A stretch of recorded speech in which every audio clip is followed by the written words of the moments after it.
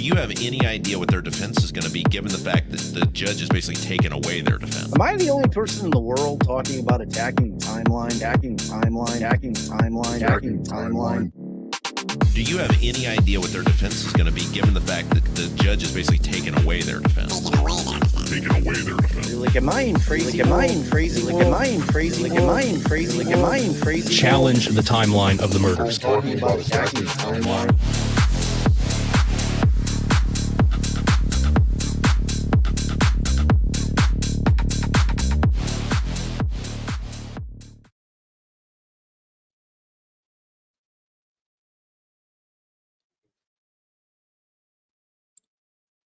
Hi, friends. How's it going? We're live. It is Wednesday, October 9th. I hope everybody's doing good. Can you hear me okay?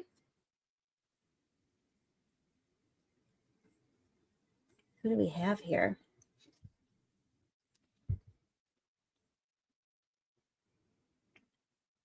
Oh my gosh, Am says, I got a date tonight. I won't be attacking the timeline. Please behave while I'm gone.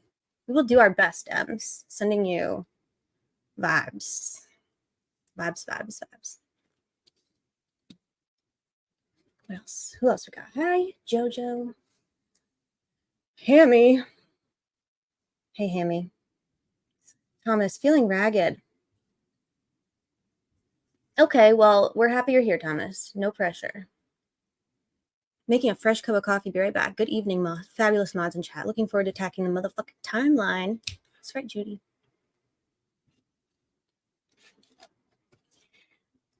Hi, Weird Cat. Welcome to your nightly Stockholm Syndrome session. Party people, catastrophe is here. Hello, Heather Brown. I saw a message that you put in the chat, I believe, a second ago. I hope that you're okay. Everybody who is in the path of the storm or knows somebody in the path of the storm, our thoughts are with you. Be careful. Take care of yourself. Do what you have to do to be safe. Hey, Captain America, these sketches.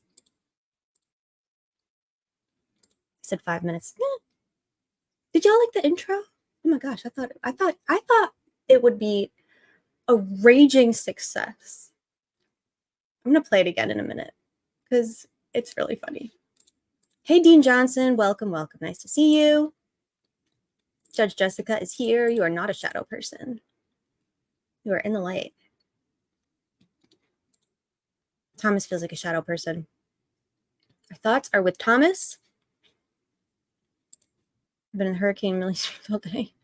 Oh. Your Honor, birds are not real. I rest my case. Miko's here.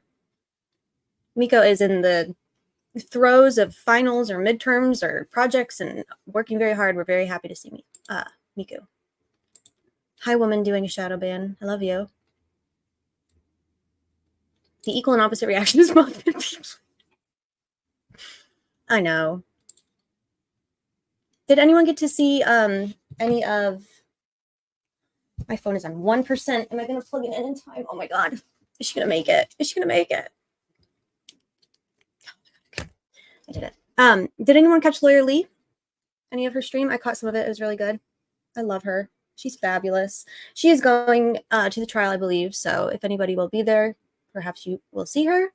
And if not, at least we know that someone brilliant and responsible and ethical and honest who has not been bitten by the Indiana flu of, I don't know, Deer Creek poopy water contamination where it makes their brain rot and it makes them hate due process. I don't mean everyone. Who else do we have? Postpunk. I'm late, but also oddly on time. That is true.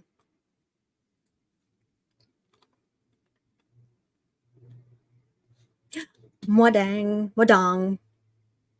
My dear. This light is like hitting me in my, like, right at a certain angle that's making me want to, like, glitch out. Okay, that's better. Whew. Sorry about that. There's me. Well, that means I'm getting close to the bottom. Got a fresh Dr. Pepper. Cool. Hi, Criminal Network. Criminal Network has entered the chat. Pimp slapping the like button on the way. Good to see you. Slap that thumbs up. Hi, Missy's Angels. Kokomo. Another live with you. How freaking awesome. We're just going. We're just going for it. Look, we've been in this thing for a minute. We are in the final mile of the marathon. We're tired. Our tummy hurts. We're going to finish it. Hey, Jayo. You know what I should probably do while I'm trying to read? Hi, Jayo. Hi, KT Recovers. I love your unicorn.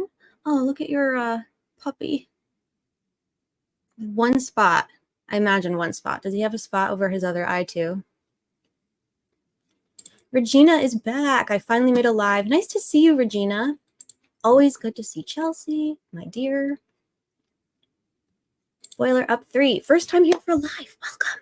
I need to get my soundboard guy's not here. Oh my God, he's here. DB, did you like it? I need to get some kind of like a sound to play when somebody new joins. Maybe like that, like one of us, you know what I mean? Anyway, welcome, Boiler. Jojo. Taking a bond rip. Nice. Did I miss anyone? Raphael Webb. Hi.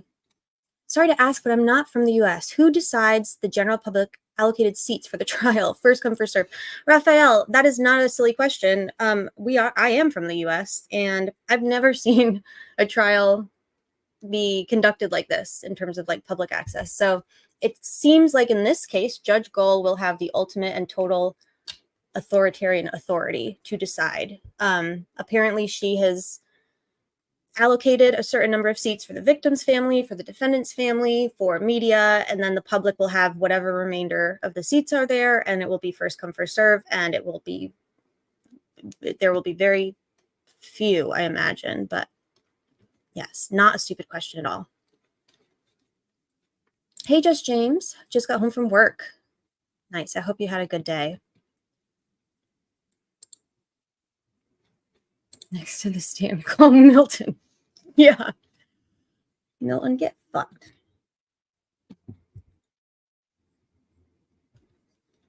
Who else is here? Christine Beck. Hello, Christine Beck. Yeah, Lawyer Lee is great. I didn't watch all of it. I have to finish it later, but it was a really good overview. Today she was covering when I logged off of her live, she was just going over the motion to dismiss the defense filed based on destruction of exculpatory evidence. So she was talking about, she did an intro, a crash course on Odinism, what that entails, what the theory of the defense was, at least one of them presented. And then she talked about the motion to dismiss exculpatory evidence. And then I didn't finish the rest, but it was really good. She is our Harvard queen. Can we submit questions for the defense? You can submit questions to the defense. You could probably send them to the defense directly, or you can ask me and I will just make something up. Hi, Cleveland Rocks, my purple queen. DB, LOL video. That means a lot coming from you, DB. That really does. That's a really shiny endorsement. It means a lot. Nobody, nothing. Good to see you. Ron Coleman did it. Owl on the prowl. BGOG. The infamous. Welcome. Dom S. Welcome, Dom S. Kira is here. Hi, Kira. Hi, Hammy. Heather, how are you doing? Beautiful. She is beautiful. She does. Judge Gull does think she's the judge and the jury and the executioner. Unfortunately, she is. I made it to the bottom. Made it to the bottom. Now we're here. So, tonight, waiting for your favorite show to come on. I think I caught up. So, we are, let's see, today is Wednesday the 9th. So we have the 10th, 11th, 12th, 13th, 14th, 5 days. Hi, Heather. Welcome. We have 5 days until jury selection begins in Allen County, Indiana. Yes, on the 14th. And Hammy had a bad health day. Medical leave from grad school. That sucks, Hammy. I hate that for you. Hopefully, laughter and memes will help in part. Hate that. Anyone dealing with chronic health stuff, man. I feel you. Okay, it's going to be exciting tonight.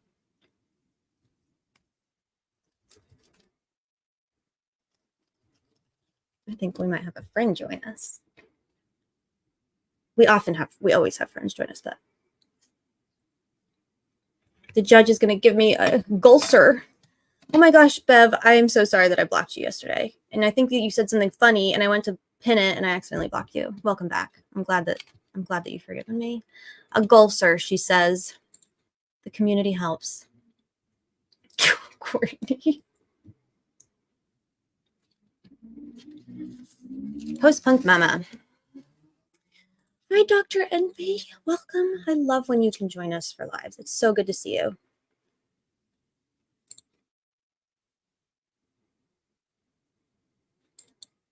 The bisexual lighting is working on me.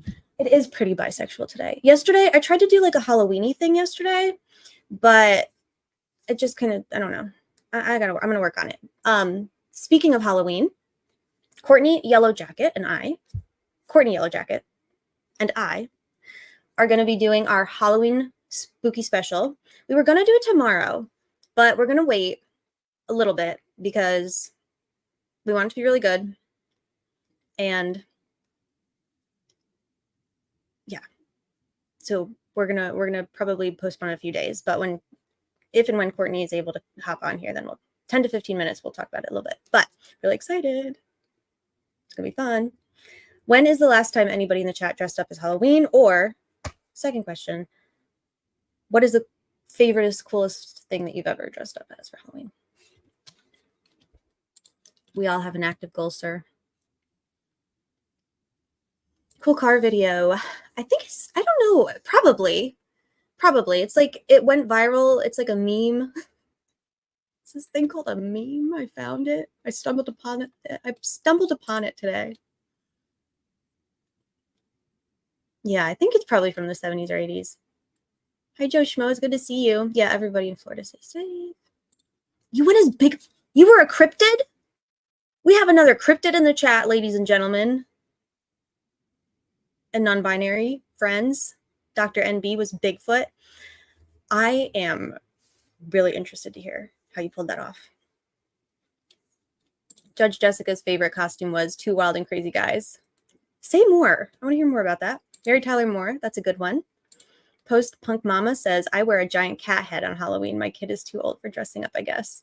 The good news is they will grow out of being too old to dress up, and then they'll be looking for opportunities like all of us here to do it. I think the last time I dressed up with Che Guevara, you would be a striking Che Guevara, Mr. Weircat. You have the look for it. What are you trying to say, Angela? I could see it. There's a little resemblance there. Judy loved the meme. That's pretty cool. Did you do did you go all out? Did you have all of the things? Chelsea has a dachshund who dressed up as a. It's really sweet. KT recovers mine as a lime green Crayola crayon. That's good. Reminder, BG is no longer no gender bias in here. It's BP Bridge person. I like that. Criminal Network. I love that. In fact, good on you. That's called growth, my friend. I see you. Holding space and making room for everybody and meeting them where they're at.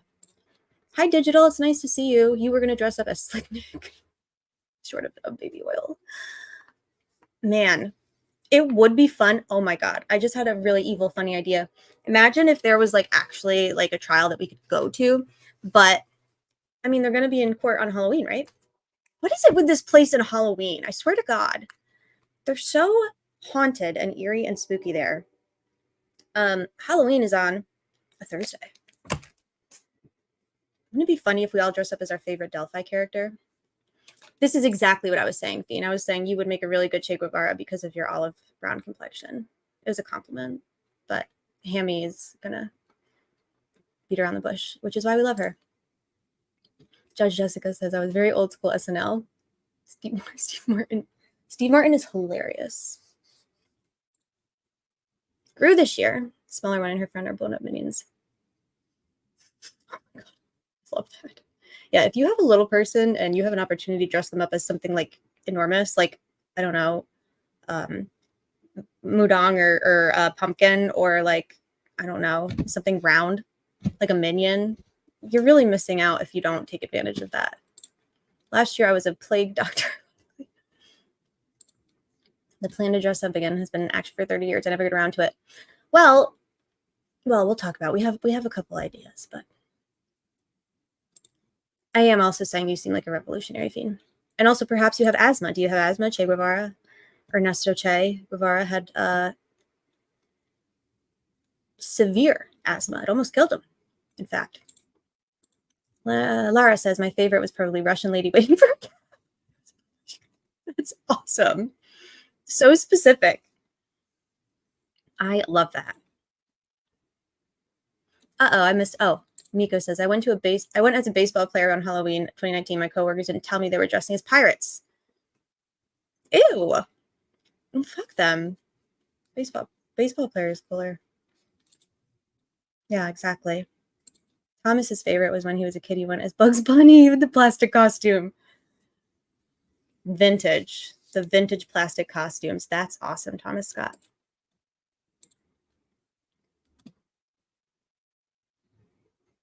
Are they gonna hit out on you? Hey, Jack. Oh, hi, Jack Hobach. I'm from Carroll County, Delphi, to be honest. I left there in 2016. I want to get my life together, and Dr. Don was feeding my habit, but I know all these people in the whole county is a cesspool. Jack, welcome to the live. Welcome. We're happy you're here. Don't feel obligated to, say more, but you're welcome to, and we're happy you're here, and I'm glad you got out of there, and I hope that a change of people, place, and things was what you needed and that you're doing well. Miko says, I lied. I was a dinosaur last year with my nephew. I hope maybe Sleuthy can come on. I think Sleuthy said she was going to try and come on, if not, at least be in the chat. But Sleuthy's kid does the best dinosaur impression probably ever. You're a thorn in many people's sides in Indiana, says Criminal Network. I can't relate to that at all. I'm a thorn in no one's side. Everyone's delighted to see and hear me coming, especially in Indiana. My boyfriend and I are dressing up as Padme and Anakin. I love that. Courtney Love. Hey, Radar. Hello. Dom went in drag. That's fun. Would love to see that. Delphi's infested with meth. Even Nick and Shane. That's not the first we've heard that. And we've seen, I think that there are certain things about Carroll County that, that's not hard to believe. It's very sad when drugs take hold of a community. It's very sad. The FBI confiscated all baby footage. A firebender? Were you doing things with fire? Actually, don't say anymore. Tell me later. Hey, Gino, come dose me every day, sometimes twice. Thomas is vintage. We love that. Oksana, hi, does anyone worry about Nick moving from mistrial at the slightest opportunity swiftly grants his motion? Goal to stall the trial. Of course. I worry about so many. I figured maybe later today, before we, conclude, maybe we'll do some CBT together. Let's all list out our worst case scenarios and all the things we're worried about, and we can work through them together and process them and unpack them together, because that is just one of the horrible things that I've had on my mind this week about what could happen. Last year, I made a comment about all the bridge guy costumes that was out. Someone didn't like it, but it was true. Yeah. Everyone in Indiana it's Halloween every day for bridge guy. They all just like. Digital says, I'm trying to type an E. I want to hear the dinosaur. Maybe later. I'll message her and see if she's around. When I was little, says Roxanne Wins, I went multiple years as the Pink Panther. I love the Pink Panther. As like just as a character. He's sneaky, cheeky. Boiler Up says, wait a second, I'm from Delphi. I don't live there anymore, but my family does. It's a good place to live and grow up. Not all people are a cesspool. That is also very true. I want to say as many good things, as critical things as about Indiana, Carroll County as I can, because some of the best people that I know live there. And so that's totally fair.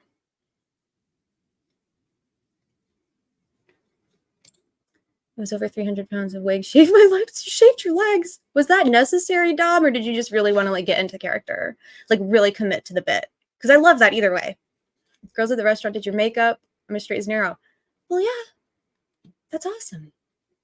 You're confident. I love that. A lot of good people, yep. There's a lot of really good people in Carroll County. If there wasn't, I don't think any of us would even give a shit about any of this, would we? We'd be like, fuck. Have your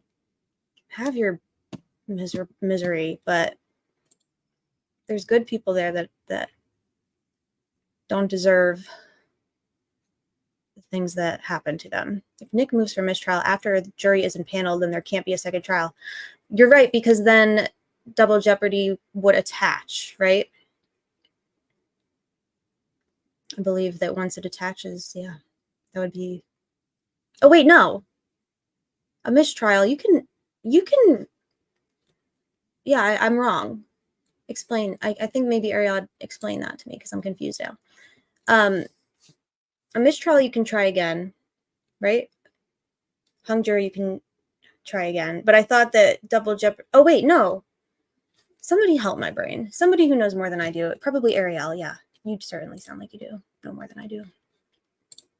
Ange said, "What is everyone's triggers?" Yeah, let's talk about all of our worst, most debilitating fears. DB, help! Don't laugh. You can laugh. Help me. I did a derp. So when does double jeopardy attach? If Nick moves for mistrial after jury's impaneled, there can't be a second trial.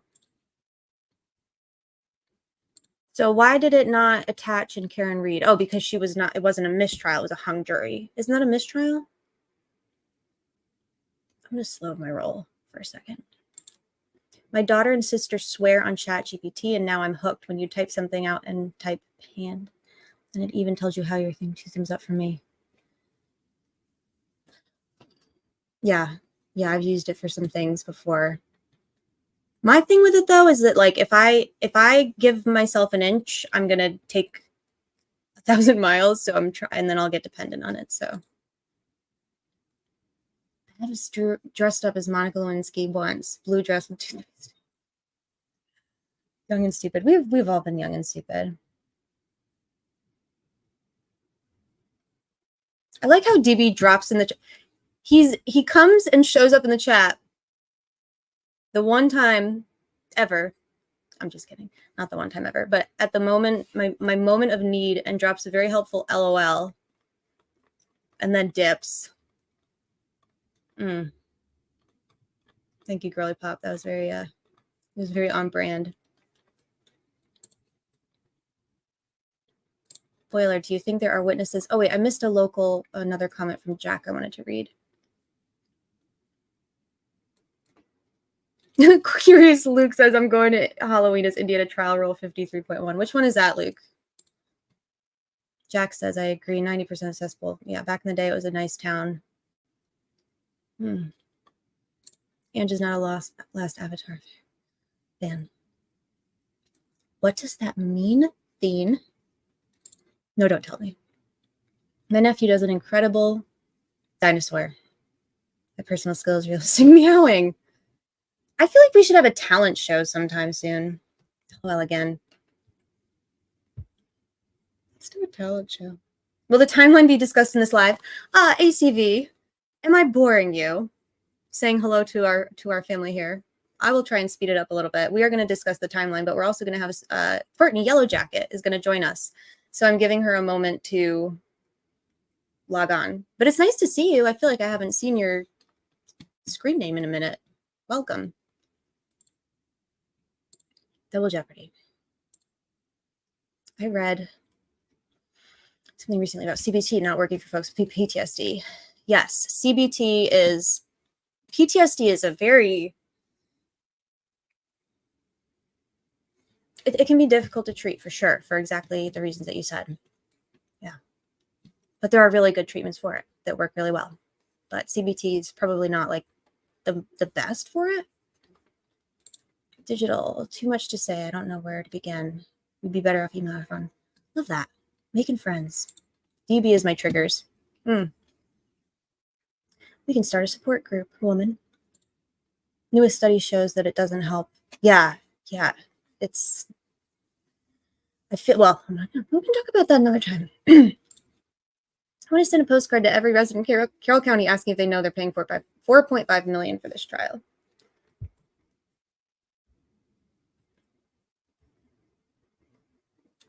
EMDR is great. Ketamine is good. I mean, ketamine is good. Clip there. I'm gonna get clipped now, but there's a lot of really very, very fascinating, very promising studies being done on like microdosing and ketamine. I have probably a dozen patients that I've seen who have had like insanely, remarkably good outcomes with ketamine treatment. Not just ketamine treatment. Centipede sandwich.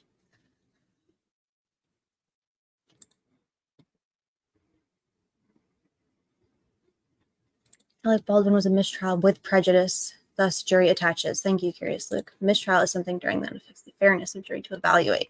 Okay. If a mistrial is granted over defendant's objection, it violates subjectivity or where there's no manifest necessity. Defendant is goaded into moving for a mistrial. Prosecutorial misconduct. I'm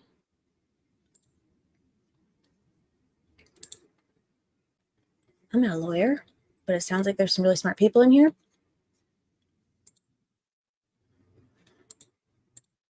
You need to go watch last night's live. I think you should go on Rachel Draft's podcast. Your intuition the day of the swatting. Oh, speaking of, if anyone is like, when is the timeline going to start? Probably not for another 10 minutes. So if you don't want to like, fuck around with us for 10 minutes, then go get a snack, go for a walk, come back in 10 minutes. But there's something that Courtney sent me the other day that you just made me think of. And yes, we're going to talk about the timeline. And I have exhibits. I actually sat down and did a thing today and came prepared.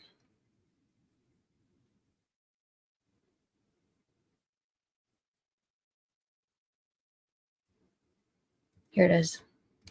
I'm going to share this because it's crazy.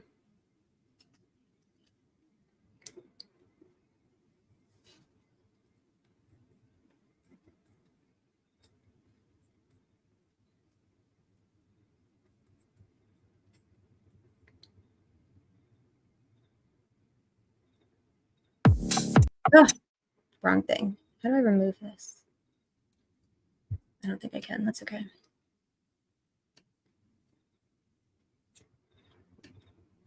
Can y'all see this?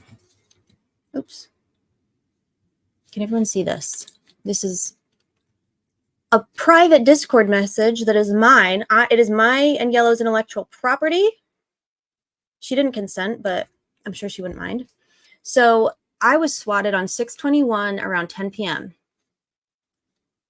Courtney never complains, by the way, about physical ailments, ever. I don't think I've ever heard Courtney complain about a physical ailment, maybe twice, and I've known her, we talk all day, every day, and I've known her for 2-3 years now.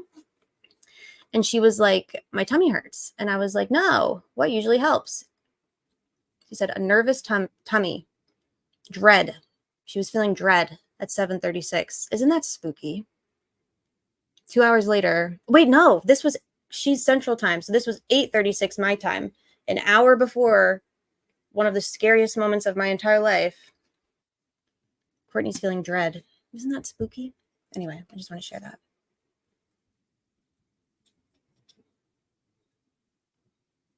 Hey, Shay. Good to see you. Yeah, she did. She knew for sure.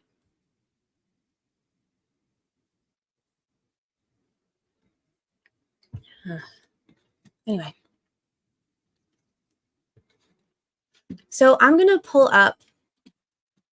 I'm going to get myself organized here and get ready, and Courtney will just hop on whenever she can. A 10 to 15 minute for Courtney is like a 10 to 15 minute for Angela. So meaning it could literally be whenever. So.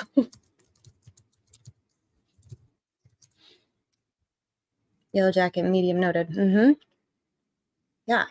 Isn't that wild? 1 hour beforehand, she said, I'm feeling dread. Like, why? Nothing was wrong. Like, I had gone to the sheriff's department. We were feeling like, okay, at least we did that. It was a very strange few days, few weeks, few months, actually.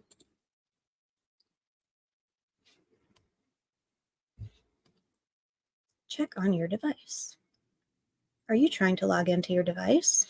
I am trying to log into my device.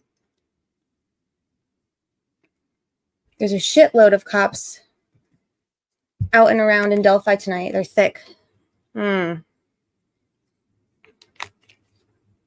Love that for them.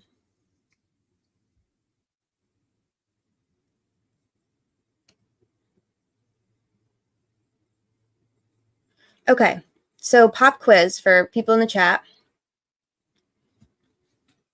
When you think of the timeline of the murders, like what is the narrative that we've been given about February 13th, when the girls went missing? Like what are some things that we've been repeating or told or believed for however long it's been?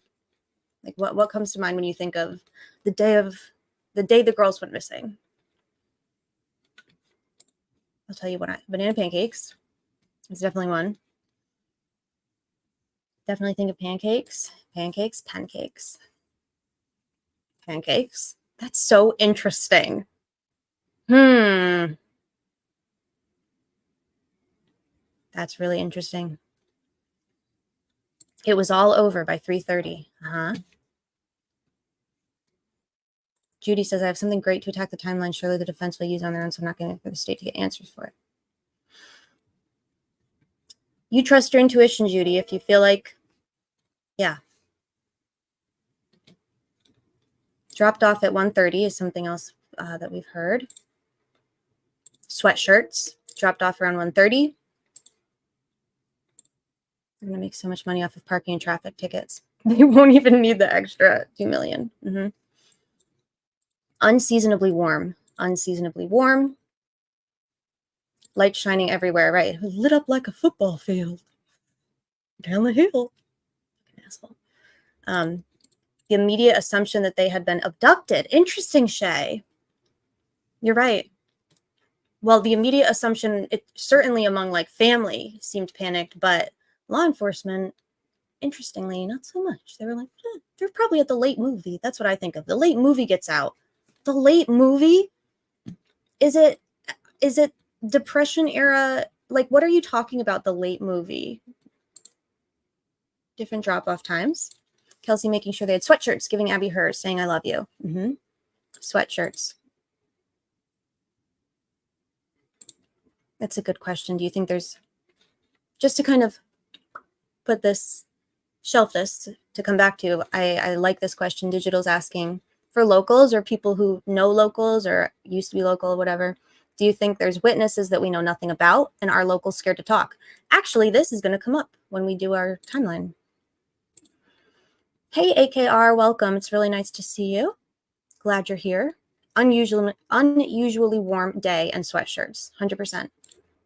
It was not planned. It was totally spur of the moment, unplanned, which seems false. Yeah, because now we've heard differently, certainly. The instant, major response from the community. Wow. Hold on to your hats, everybody. Look who's here. Hey, it's Yellow Jacket. Oh, I got catfished. I was wondering why. I was like, why would Courtney not have her camera on? Hey, DB. I'm not DB. It's Yellow Jacket, you silly bitch. At first, I was like, how do I know that this is really... I'm not getting... TB, can you give me a smoke signal? Just, it is you, right? It's me. Okay. Oh, wait, it's Yellow Jacket. Wait.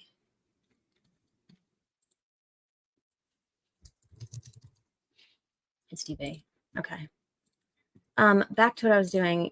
You deregulated, man. I thought I got, they infiltrated. Unplanned visit. Spontaneous decision to go for a walk. Calling off the dogs. Calling off the dogs.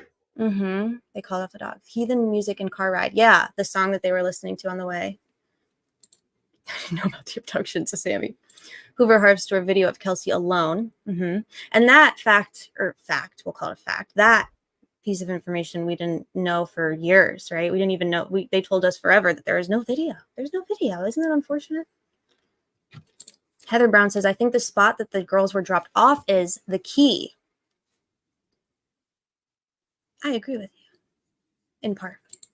They've got our girls. Okay, let's unpack this, because I have heard that very soon after the girls went missing, was it Becky, grandma, made like an excited utterance, they've got our girls, to, I don't know who she said it to, but enough, allegedly, presumably enough people that it's been repeated. Does anyone know what the story is? I would love to hear, because I've heard so many different things about that. And I've never been able to like source that, like in an article or in a post or anything. Pissing and spitting everywhere. Yeah, there's an interview of Kim Riley where he literally says that there were hundreds, maybe thousands of people out there looking, but that the crime scene was contaminated with spit and urine. Like, who's spitting and pissing while they're searching for two missing kids? It's very odd. It was a very odd thing to say. Digital agrees. They've got our girls.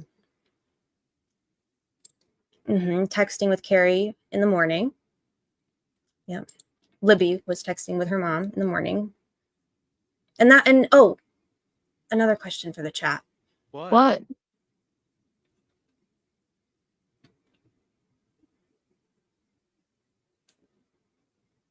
I don't know what to do with it. Ask me. I think you could ask me a question. I can hear both your real voice and your hot girl summer voice. So it's like there's two of you talking to me. As if one wasn't exciting enough. I bullied him away. I didn't mean to bully you away, DB. Did Libby talk to Carrie via text, or have we ever heard that there was a phone call? Because I don't remember a phone call. I always remember just hearing like text messages, right? They were off of school. So they say Abby's mom went to the firehouse or police station, but didn't go to the bridge. Tob Lesenby, the sheriff at the time, said the search was called off for lack of resources and lights. Being a cop is 9 to 5 only. Welcome back, my friend. Thank you for having me.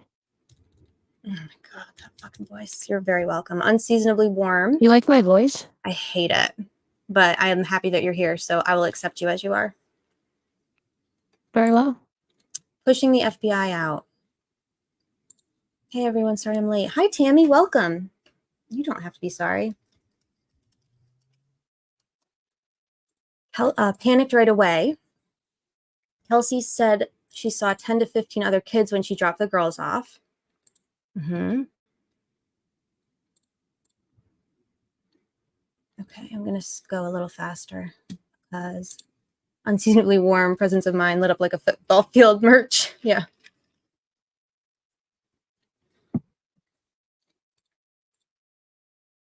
Thought it was called off because it was cold. There's one reason they gave. They have our girls. DB did a catfish. He did that to me, and now there's a sextortion. Did you do a sextortion to Luke? Kelsey didn't hear Grandma call, but she knew it was important the second call. Right. Right. Like the first call, she like blew off or ignored, and then it rang again, and she was like, oh, yeah. Yeah, they called off the search because it got dark, because normally these cops, they don't back down. Right. Like if you're searching for two missing kids and it gets dark, you'd think that that would be the time that you'd want to find them most because they're most vulnerable and most at risk. I would imagine. Max Snowberger told Libby not to go. I don't know that I knew that.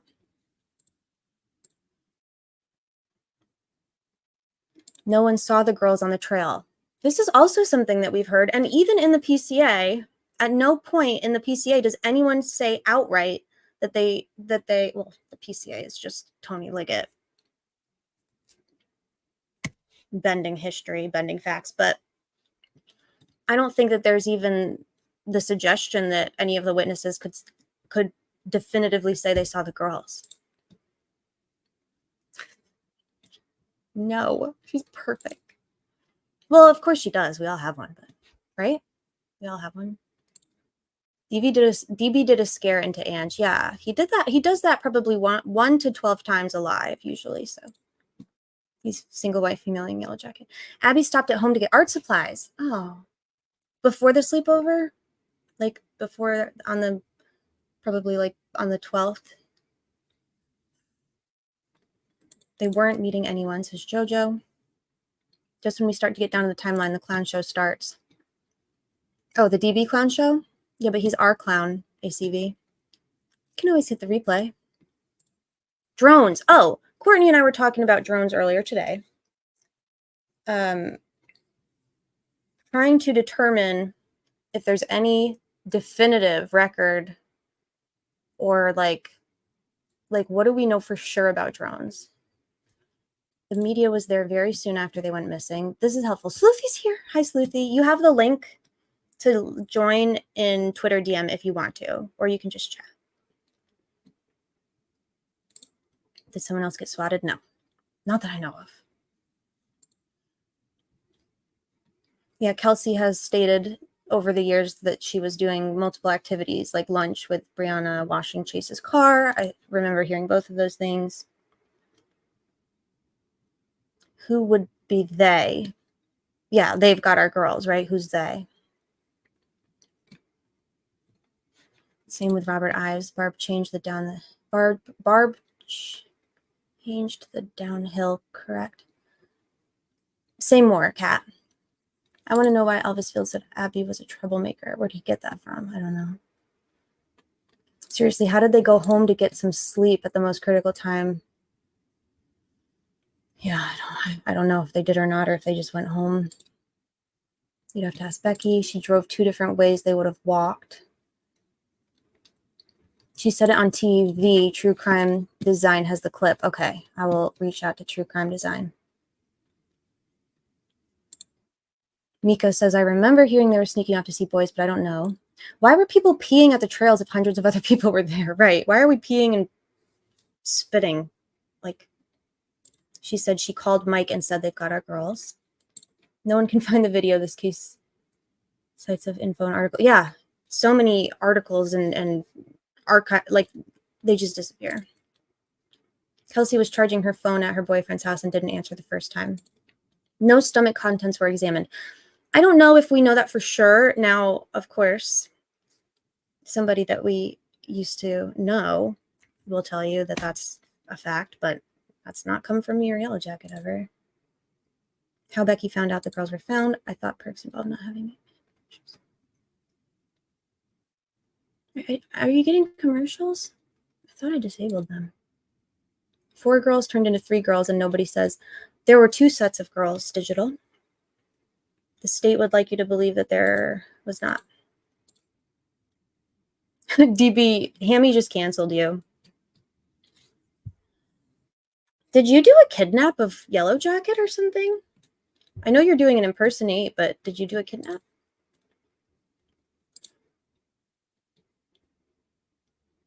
Did we go through the document? Not yet, Lucian. We were waiting for Yellow Jacket, but I think I'm just going to start because it's 9, so we're just going to start.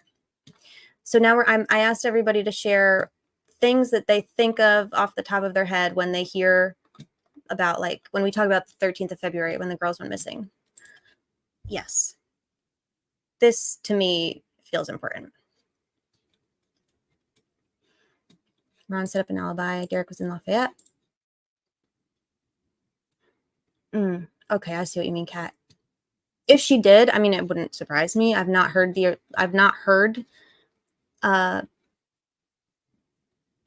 secular. I've seen it in a post, but the post is talking about it being removed from the internet, so it's not even the original post. Canoe trip in the middle of the night. Yeah, the non-secular quote, it like disappears. You did not miss the review of the document. Hi, T. As DB's legal representation, I state he should not answer questions like that on the record.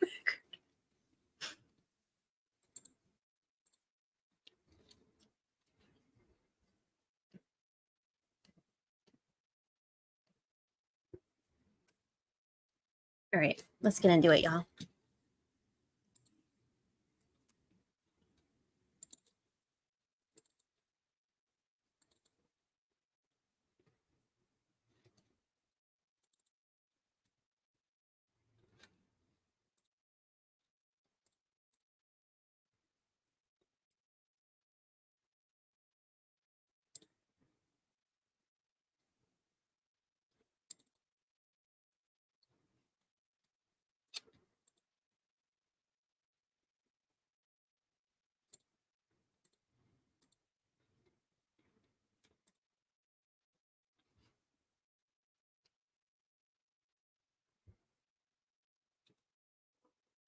Lots of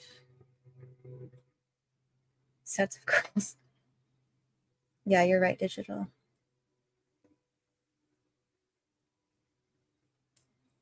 Welcome, T. Hey, Granny D. Crime scene was contaminated by spit and urine. Then why did nobody find the girls before they stopped searching? Yeah. Searchers would have had to be where the girls were in order to contaminate the crime scene. That is perfectly said.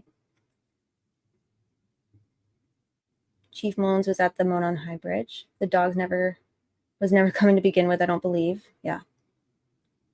Not enough law enforcement available to check out the 2:30 scream that was reported. Because didn't that get reported to law enforcement? They found cigarette butts by the shore.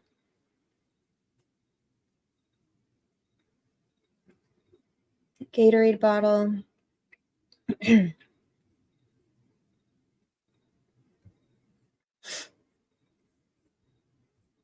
All right. So this is,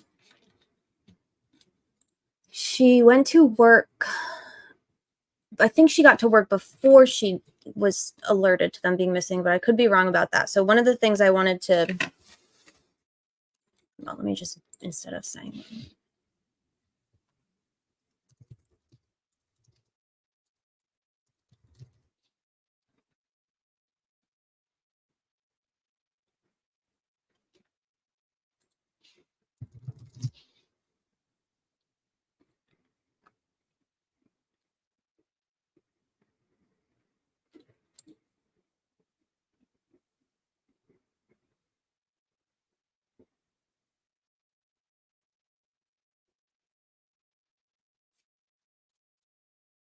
thank you for being patient, y'all.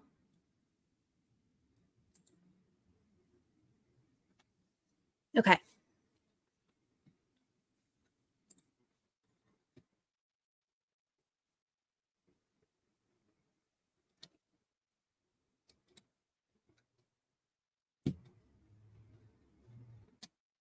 I could just read the chat the whole time, but I want to get going. But yeah, I'm gonna try and like export the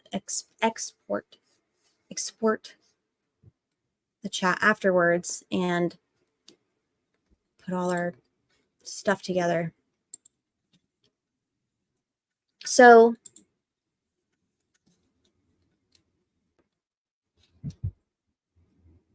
hey, Tor. The first timeline we're just going to really quick look at is the timeline that we've been given, that we were given early on. Oh my God. Is that Courtney?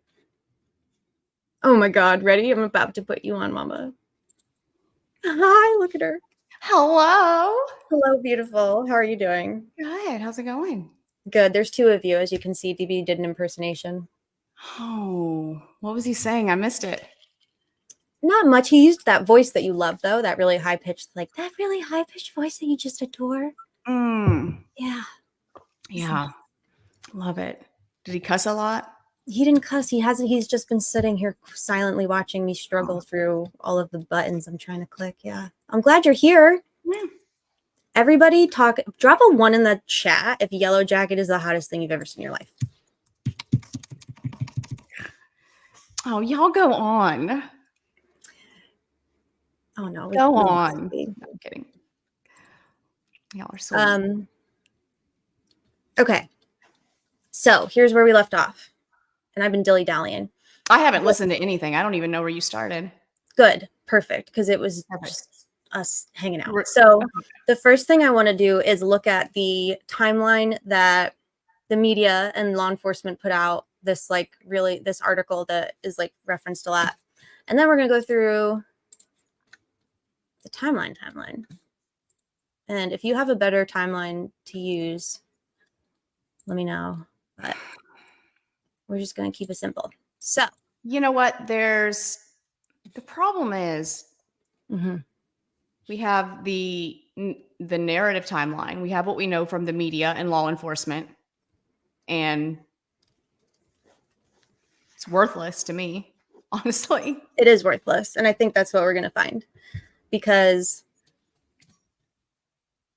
none of it is congruent with like the real-time posts and reporting from the days of. So, and it's especially not going together with the case they're trying to make. No, it's certainly not. It's all a theory. It's all a theory, and yeah, nothing matches. Personally, I've spent a lot of time just trying to pick apart, the state's timeline, what they're saying happened. And then, so many people say pump the brakes because we heard different times for all these things for all these years. A lot of sources for all those different times. And they just pulled a new one out of their butts. And it keeps changing, Like the drop off time keeps getting later and later and later. ACV, drop your channel in the chat so you can show me how it's done, sir. Thank you. I think the timeline will be thrown out first thing, says Lauren. Do you think we're going to keep the timeline yellow? I mean, Nick's going to keep the timeline, right? I don't know. Is he going to be able to? No. I don't think so either. So on February 13th, and this was posted February 19th. So at least 2 years after, this is the timeline they were still trying to maintain. At 1:30 p.m., according to this, the official narrative, the girls are dropped off to go hiking. 2:07, this fucking 2:07 Snapchat is the last time anyone heard from them, right? We knew that. Ish. Between 2:30 and 5:30, the girls had a set time to meet with family to be picked up. No, so this is like, right, that's very, why are they giving us a range? I thought that they had a set. Oh, okay, let's do this. I mean, according to what the family has always said, there was not a set pickup time. He would call when he was getting close. Right. ACV, you're forgiven. Totally understandable. I'm never grumpy though, so. February 13th, this was posted the day of, so let's do that. This says they were last seen around 1 p.m. when they were dropped off near an abandoned railroad bridge. They were supposed to be picked up later the afternoon, but never showed. The family contacted police around 5:30. Crews have been out searching the area. The girls' cell phones are either dead or turned off. Okay. Which timestamp are you looking at right now? This was posted. This article was originally written February 13th, 2017 at 10:29 p.m. But which point, like which event in the timeline are you trying to look up right now? I'm not. I'm just doing like a read through of the like the really short version of like the timeline from when they went missing to like when they were found. Yeah, but you're going to find about 20 different versions of this story. Right. And it's like, is that just media Oops. messing some things up? Is it what they were told? I mean, All right. So this is what the real time like posts and updates and articles of that day suggest, right? So the very first thing that I would like to look at is this tweet from Kelsey German. I don't necessarily know if I have nothing stored in my brain as to what Kelsey was doing that day before dropping the girls off. So this could be meaningless, but it's just a point in time that morning. Can you see it? It's kind of small, right? Can everyone see that? mm-hmm. Okay. So at 10:36 a.m., Kelsey is tweeting. Okay, so that's where I started my timeline. Then, next point on our timeline. Do we know what time zone that's in? Do we know who screenshotted that and what time zone it's in? I screenshotted it. Okay, so it would be Eastern. Eastern to Eastern. Mhm. Okay. And I went back and it's still up, and I just screenshotted it again, so it's Eastern. Yep, Eastern time, 10:36 a.m. All right. Oh, I knew it. What? Sorry, go on. I was just pulling up my drive. I was like, I know I've gone into some real psychosis about drop-off time. Mhm. Holy crap. What was I on that day? I just opened my drive and searched drop. Apparently, I created an entire folder with like 40 screenshots. So that's That good. doesn't sound like you. That doesn't sound like me at all. I'm like, oh, I did compile all this. Cool. Go on. When we get to that part, I'll lose my mind. Go on. This is a poster that was hung up the day, like as the girls are missing on the 13th. Last seen, or before they were found on the 14th. Hung up in town somewhere. Last seen near High Bridge, February 13th at 1 p.m. Okay, that seems like a pretty concrete. And it keeps getting later, and then at Yes. some point in time, there's like a really concrete time Mm-hmm. based on Excel data and like points of reference. Right. And while this drop off time, we'll get there, but while it doesn't seem like 1 p.m., 1:30, whatever, like they were just reporting stuff for a missing poster, it's not a big deal. Right. Like for the case they're making against Rick and how like every star must align Mm-hmm. for him to be at a certain place at a certain time to be seen by these certain witnesses. Yeah, it's not adding up. Shit's weak. Shit is weak. So I think really just, and by the way, y'all, these are public. Every post that I'm about to share is public information. Do not. It's not discovery. It's not discovery. Oh, It's not discovery that I obtained through illicit means. Not that anybody that we, not that anybody here would do this, but don't bother any of these people, y'all. Okay. So this is from the day they're missing. This one says they were last seen at High Bridge at 1:30, and then similarly. So basically what starts happening is around the time that the girls are reported missing to the sheriff's department, which was like 5:30 p.m. on the 13th. Very quickly, word spread throughout town. And I mean, anybody with a Facebook was basically posting about the girls being missing all the way. And it made its way all the way to like Ohio, Kentucky, Missouri, like states away before dark. So this says last spoke to somebody around 1:30. But this kind of bothered me. If you see her, call 911 and contact Tara German. So a couple posts say call 911, call the sheriff's department. A couple posts say call her grandparents. So, I mean, not that that matters, but It just feels weird.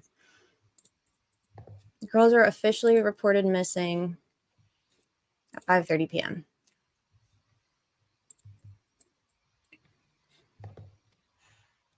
But they were last seen around 1 p.m. according to this. So like my point in showing all of these different posts, these were all posted around the same time, 13th and 14th before the girls are found. But from the very, very beginning, the information is literally all over the fucking place. Like all over the fucking place.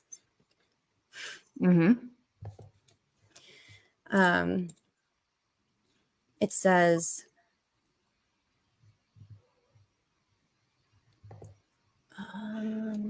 tie-dye shirt, gray sweatpants, which we know is not is confusing.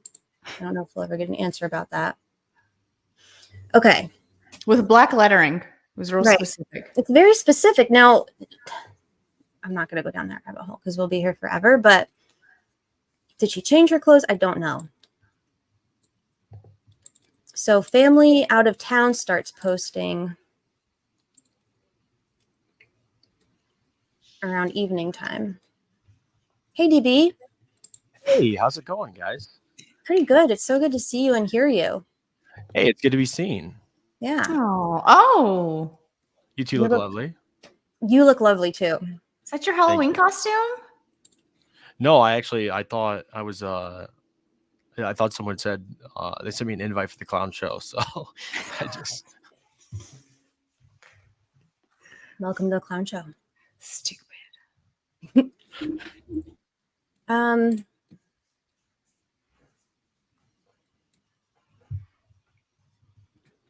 Okay.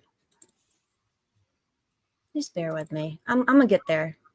What do you guys feel about the stomach content stuff that they talk about? I know you guys have already said that you don't think it's like from like a confirmed source, but I know there's a lot of conversations about that early on, right? Yeah. I don't really know if it matters, to be honest. I mean, Is there's like no proper autopsy and stuff?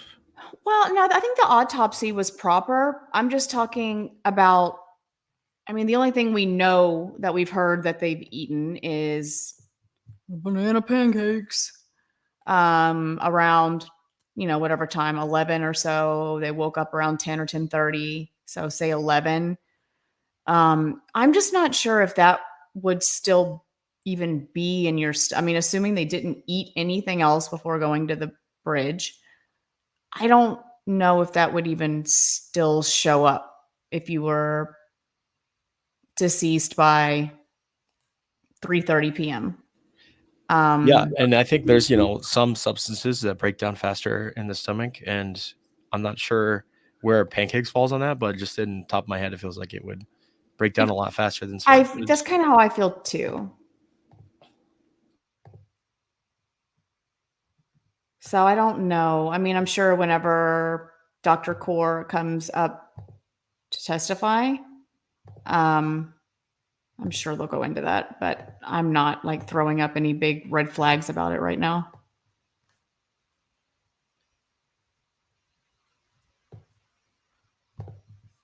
What do you think, DB? Well, I think Catastrophe brings up a good point about like how it's how your body takes it in. It could be taking in faster or slower depending on what type of substance is in the food or how your body metabolizes it. But I think for it to be able to be determined what it is may be a little bit different than how fast your body actually digests it, because it still has to be in the stomach and not like the nutrients are still coming to your system by time it's already digested enough to where you can't identify what it is. I would imagine it's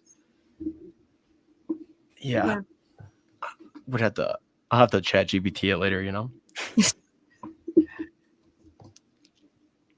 I have nothing to add. Don says no protein, so that would mean it would metabolize quickly, right?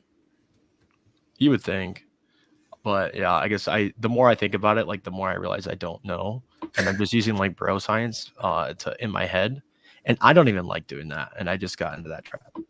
It's okay. Well, I mean, it's like, it's an important question. DB did a bro science. Okay, you're allowed. Okay.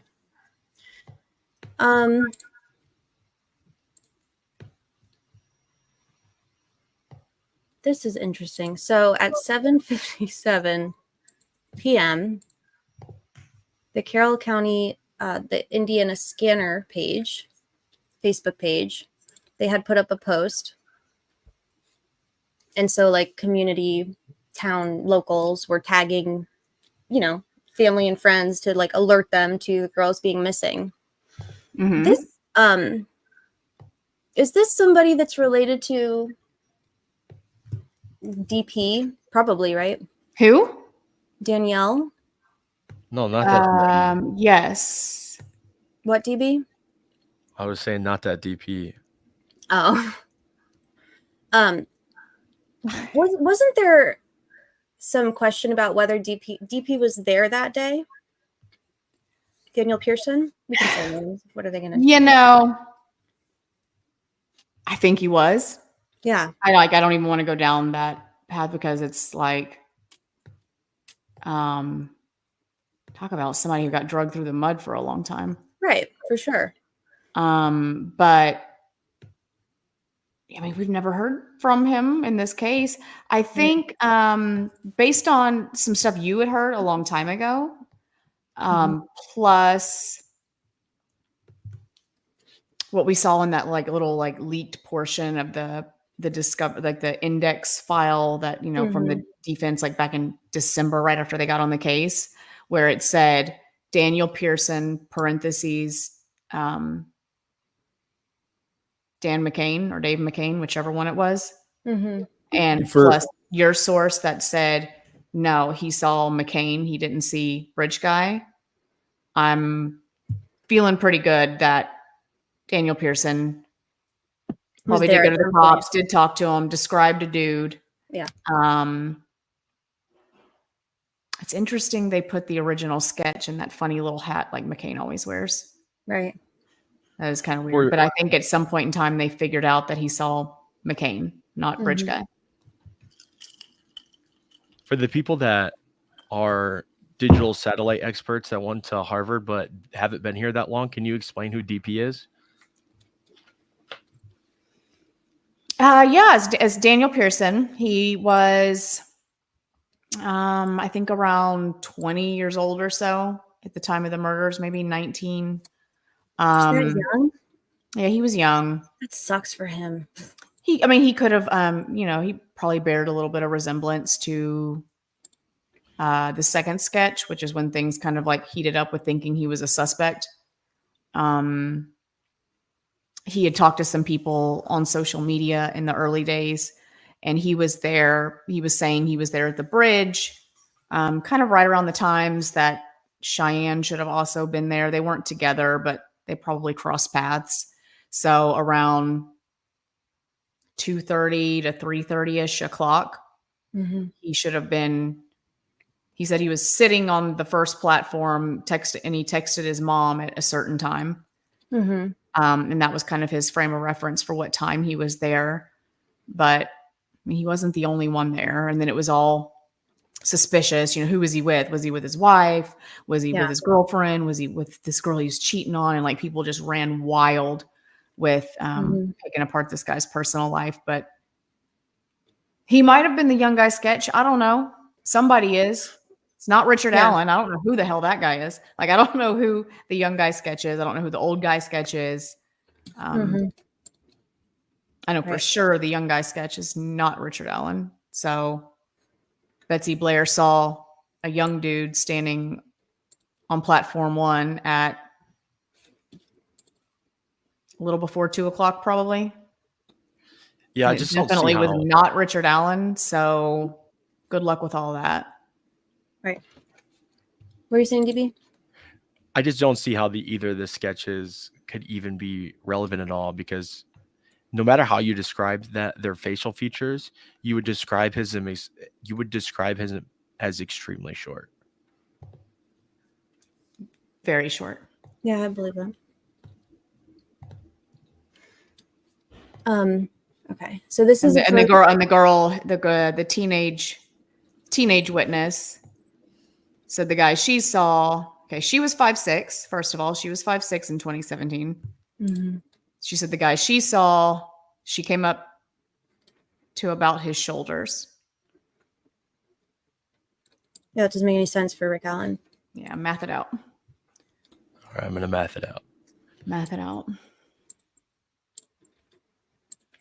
Okay.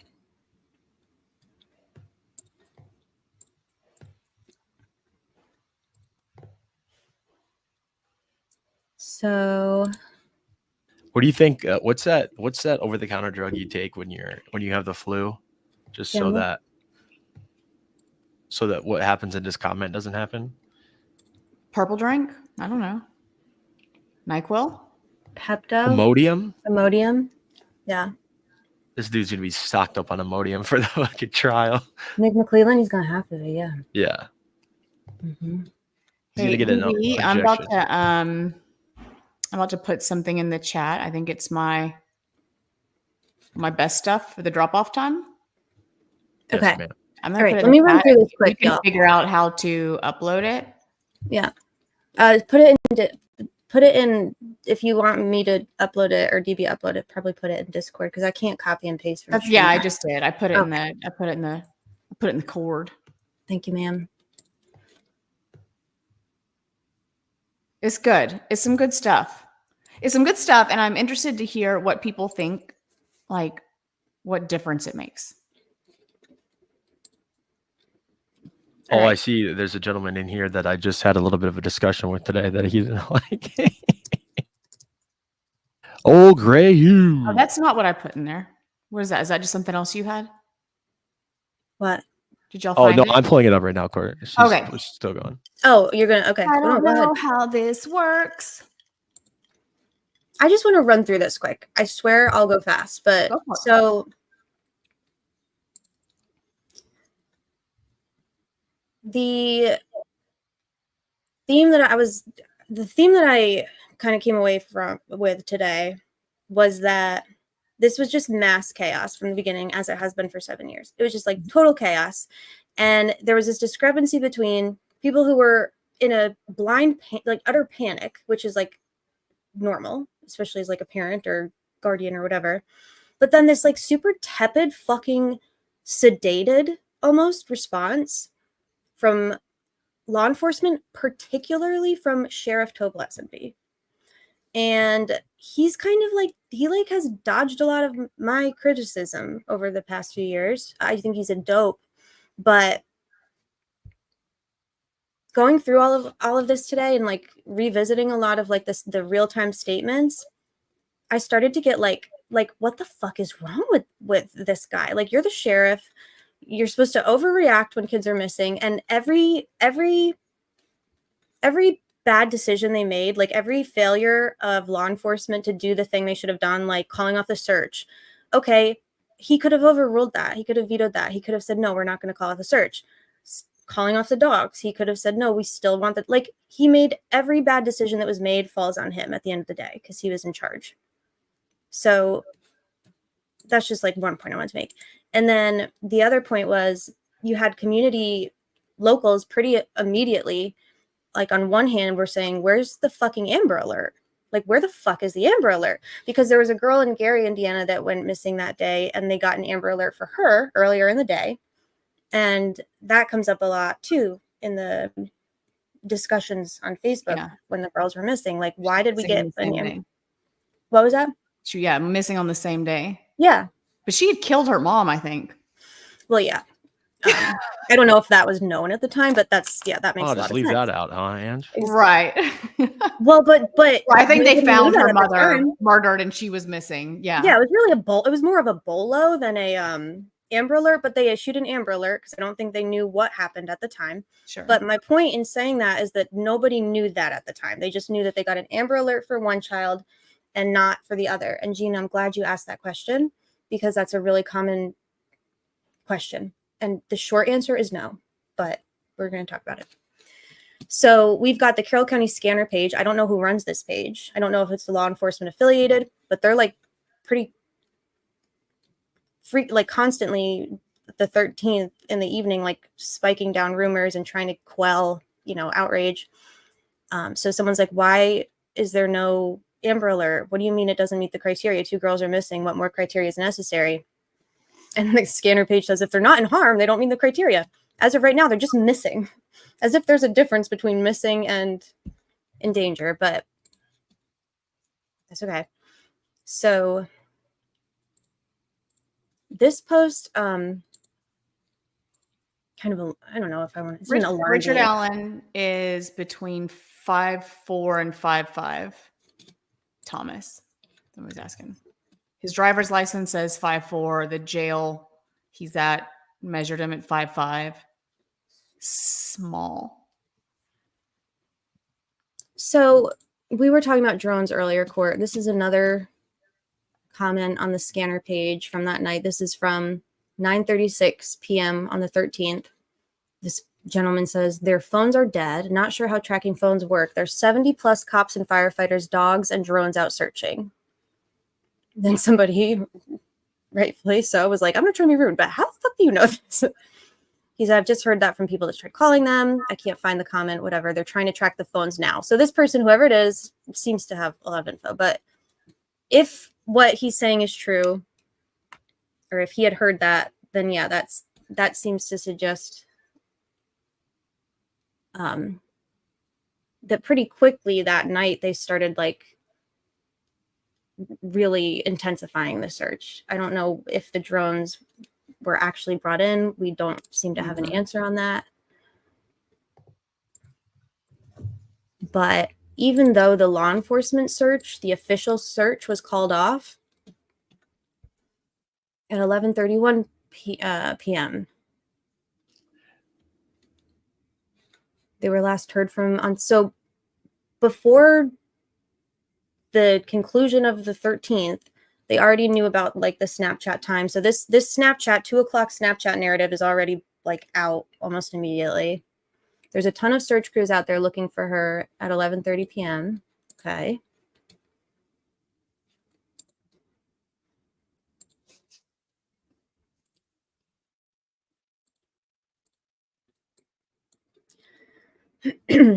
More talk of ping. There was like a ton of talk about pinging their phones. All eyes. I tried to find it, and I've heard that, but like I can't. Like with everything in this case, like I can't ever fucking find anything that I'm looking for.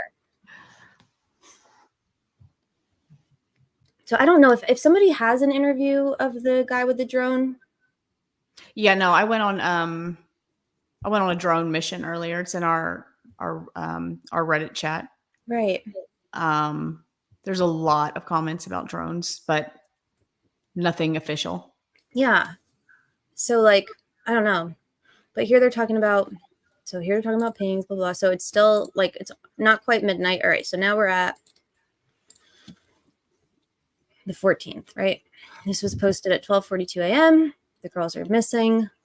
If you have any information, so you call. This was a post from 2 a.m. This was posted at 2:06. So this was shared at 2:06, which means the post was made at 1:53 a.m. So about 2 o'clock. Search party being rallied at the Delphi Shell gas station. Grab your tools. Okay. Back work. You just said like what? So that's why all the Carroll County people from the sheriff's department were there. Yeah, all the tools showed up. But so this is White County scanner. So we're summoning people all the way from White County, which is, I mean, it's the next county over, but a search party is being rallied. So imagine if the official search didn't stop, so the community literally mobilized and did their own search. They initiated their own search at 2 a.m. They met at the Shell station. Who knows who knows how many people, who knows where they start, like who fucking knows, because the law enforcement was I don't know, fucking asleep, hooked up to their whatever. Never mind, I'm not gonna say that. So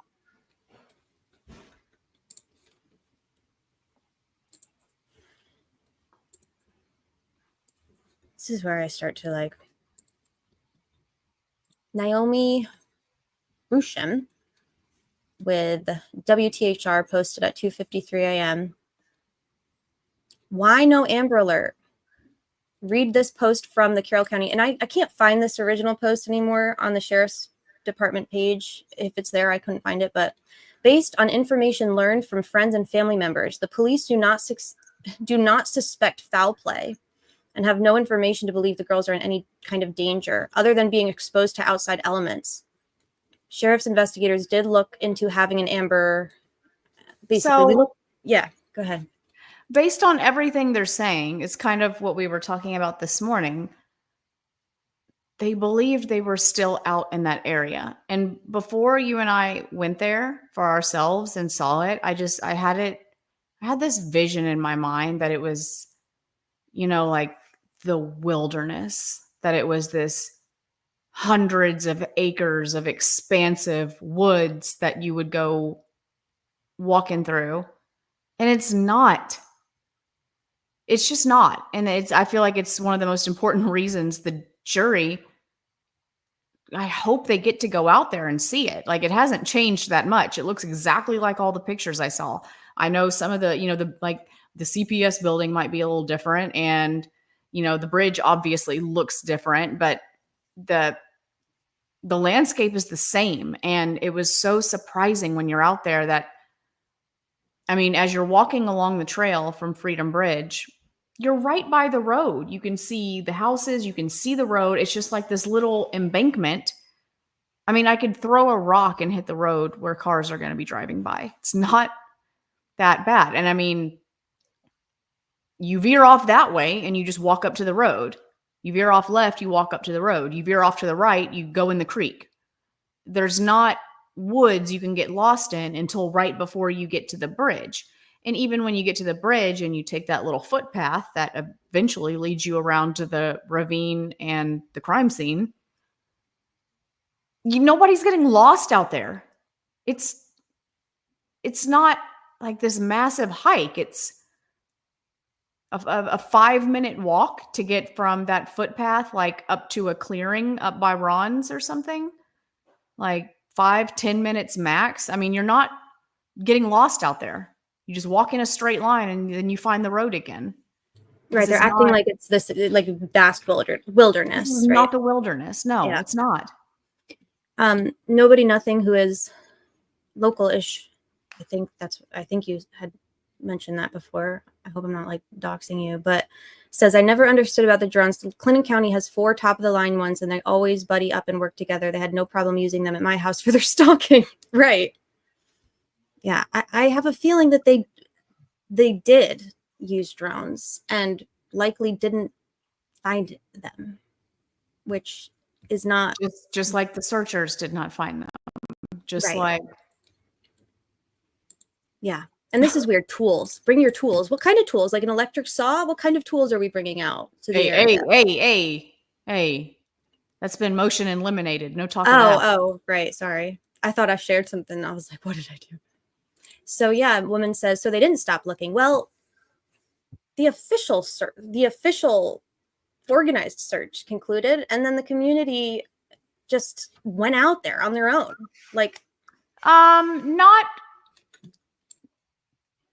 throughout the entire night. Everything I can find, it seems like there was pretty much nobody there from about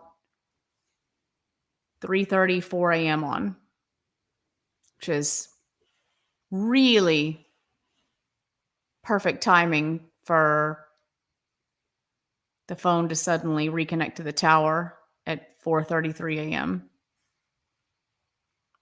It's almost like maybe if somebody was out there doing something or bringing them back alive, they would have known it was really sparse as far as people out there. Yeah. Can I go off about that for a second? Yes. I made a big Twitter post about it. Can I just... Yeah, go ahead. I'm gonna have like a 2-minute Cheeto break here. Take your whole Cheeto break. I see a lot of people online just like scoffing at the idea that they were there, they were killed, Their bodies were taken away from the scene. That's why searchers didn't find them. And then their bodies were brought back in the middle of the night.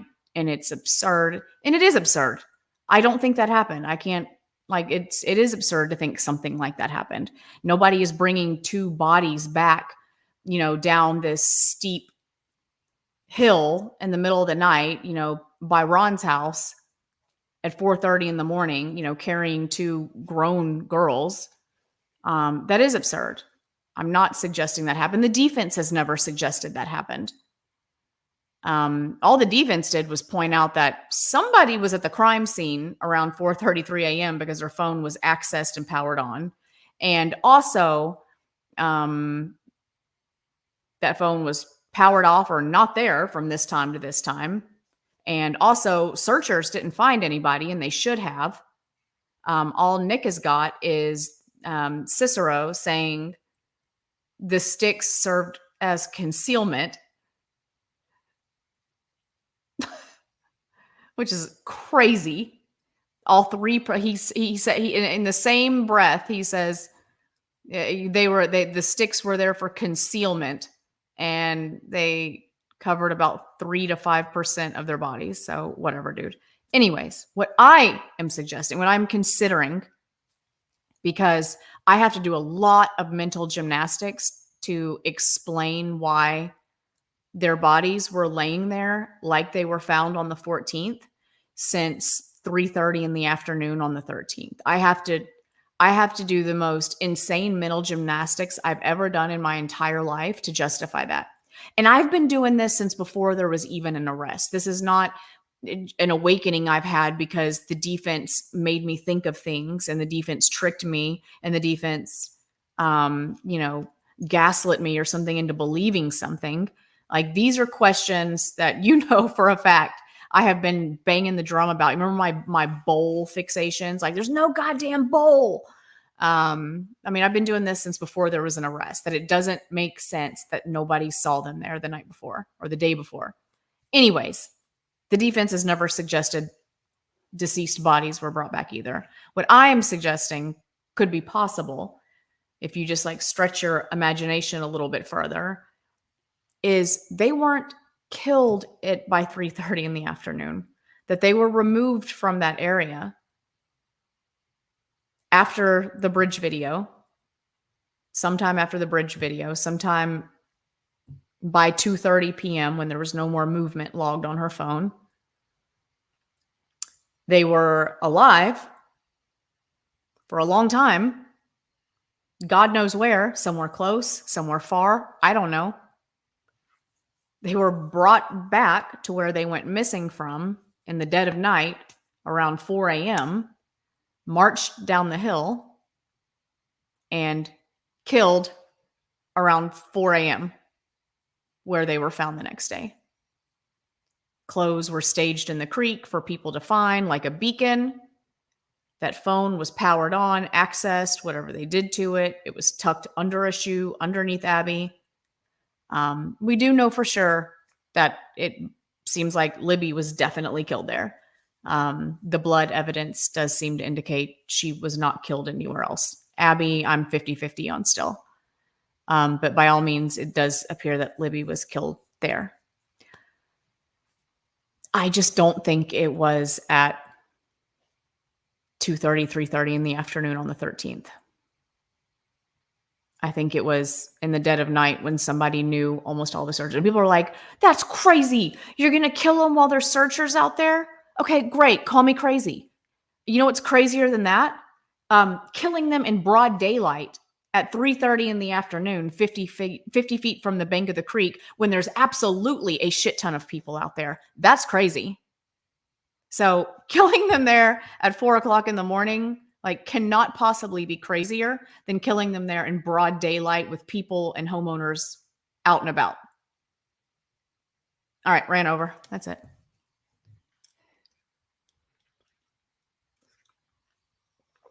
Explain to us what we're looking at. Let me blow it up. Hold on. Let's see what we were looking at. Oh, okay. Let me. DB, are you sure you don't want to control it? Please. Okay. Okay, Is so that enough? this is my madness about why I believe the drop-off time was make it a little bit smaller.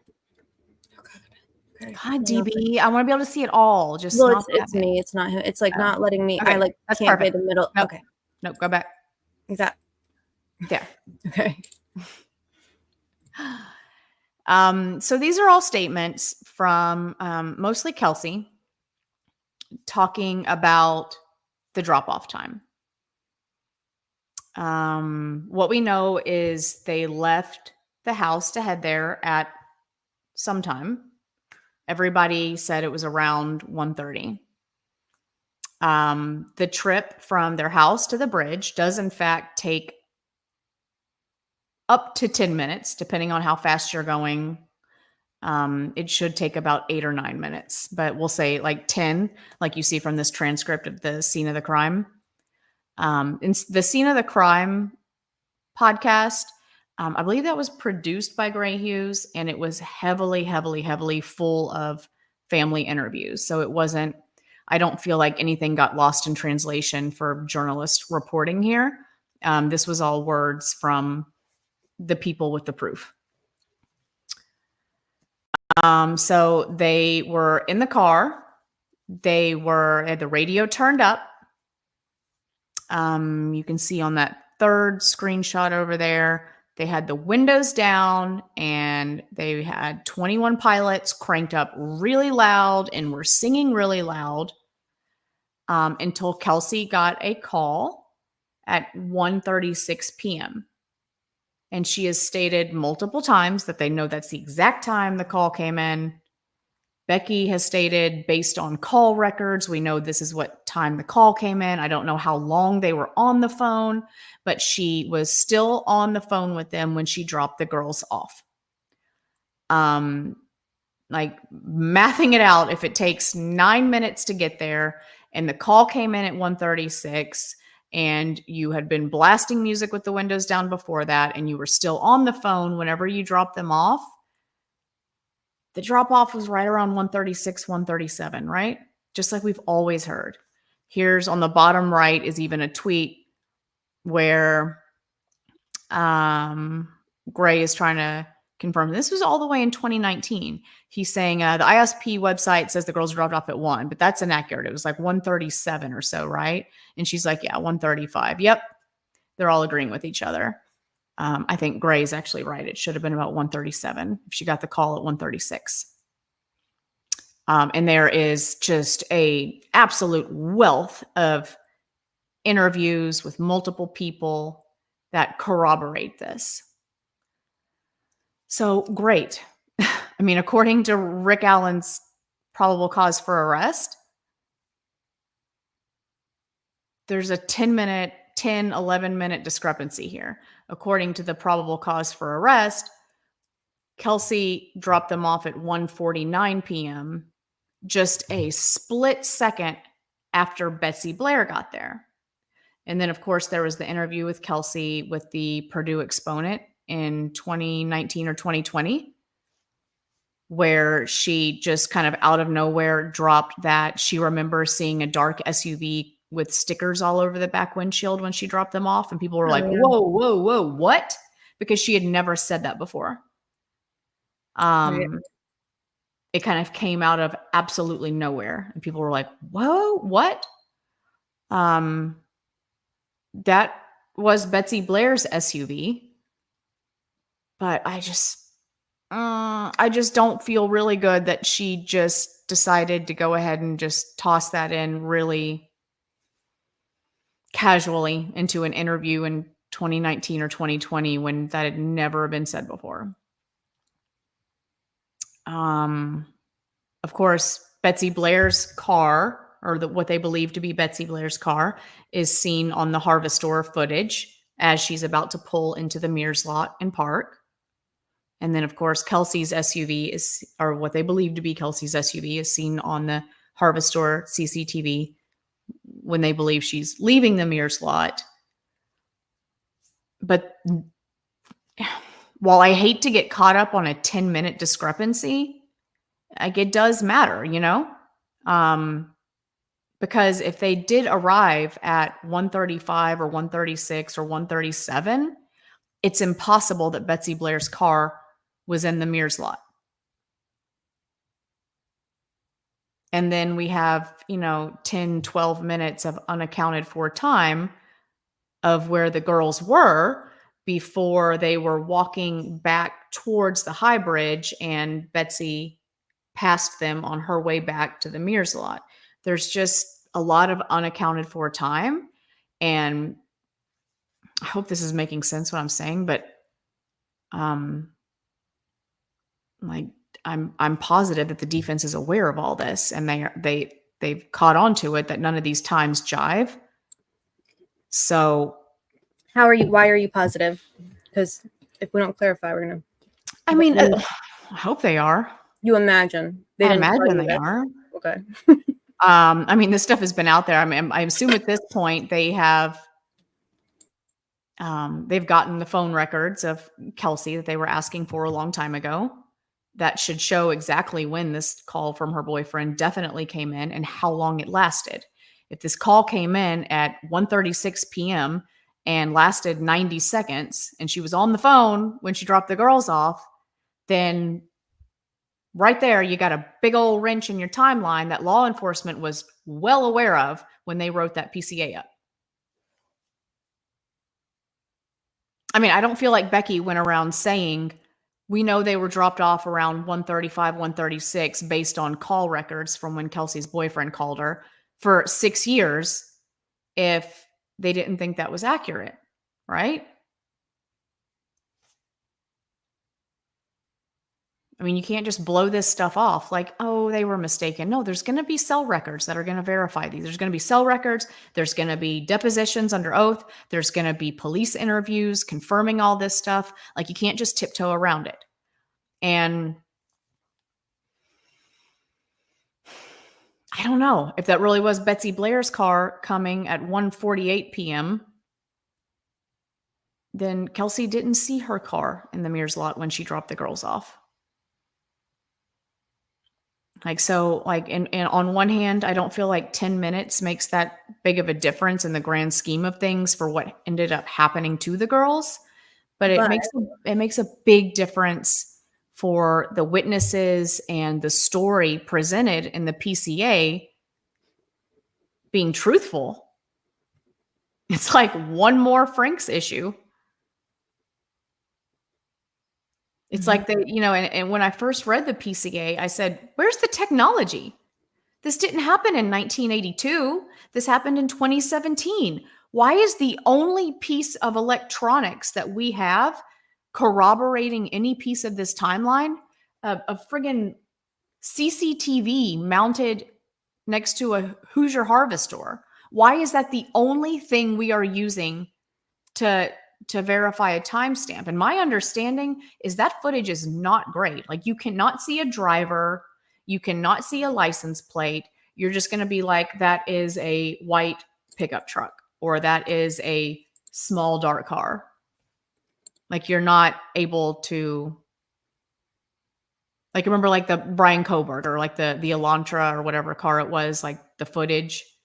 Like, you don't see a driver, you don't see a license plate. Somebody could probably figure out what kind of car that was, but it's not great quality. DB says, for clarification, do you mean that those things matter because it points to the family, or just in general because it means it changes the timeline? It just means the timeline changed. Right. It just means the timeline changed. There were more lies packed into the PCA to make, square peg go into a round hole. Mm-hmm. I don't know if a 10-minute discrepancy really makes a huge difference in like the grand scheme of what ended up happening to the girls. If they got there 10 minutes earlier, maybe they got there and they originally walked towards Freedom Bridge, and then they walked towards Freedom Bridge and then looped back around and then walked towards the High Bridge. And that's when they passed Betsy. Like, who knows? Like, maybe it's not important for what transpired. But if it's what happened, the state knows it. The family didn't just go around saying 1:35, 1:36 for 6 years. And oopsie, we were wrong. Hoosier Harvest Store saw Kelsey's white SUV, so we were off by 10 minutes. And it keeps getting backed up. It started off 1 p.m. and then it went 1:30 p.m. and now we're at 1:49 p.m., which is basically 2 p.m. It shouldn't be that hard to pin that down.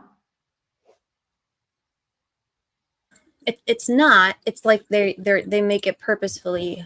They make things purposefully more complicated Right. and seemingly more, like, to say that geofencing is going to confuse the jury, like everything is so abstract and confusing. Like, no, there are actually very simple answers to a lot of these questions, like very simple answers. And yet at every opportunity to clarify, they further obfuscate and muddy the waters and further amplify the clusterfuck. It's like anything but clarify is basically their motto. Yep.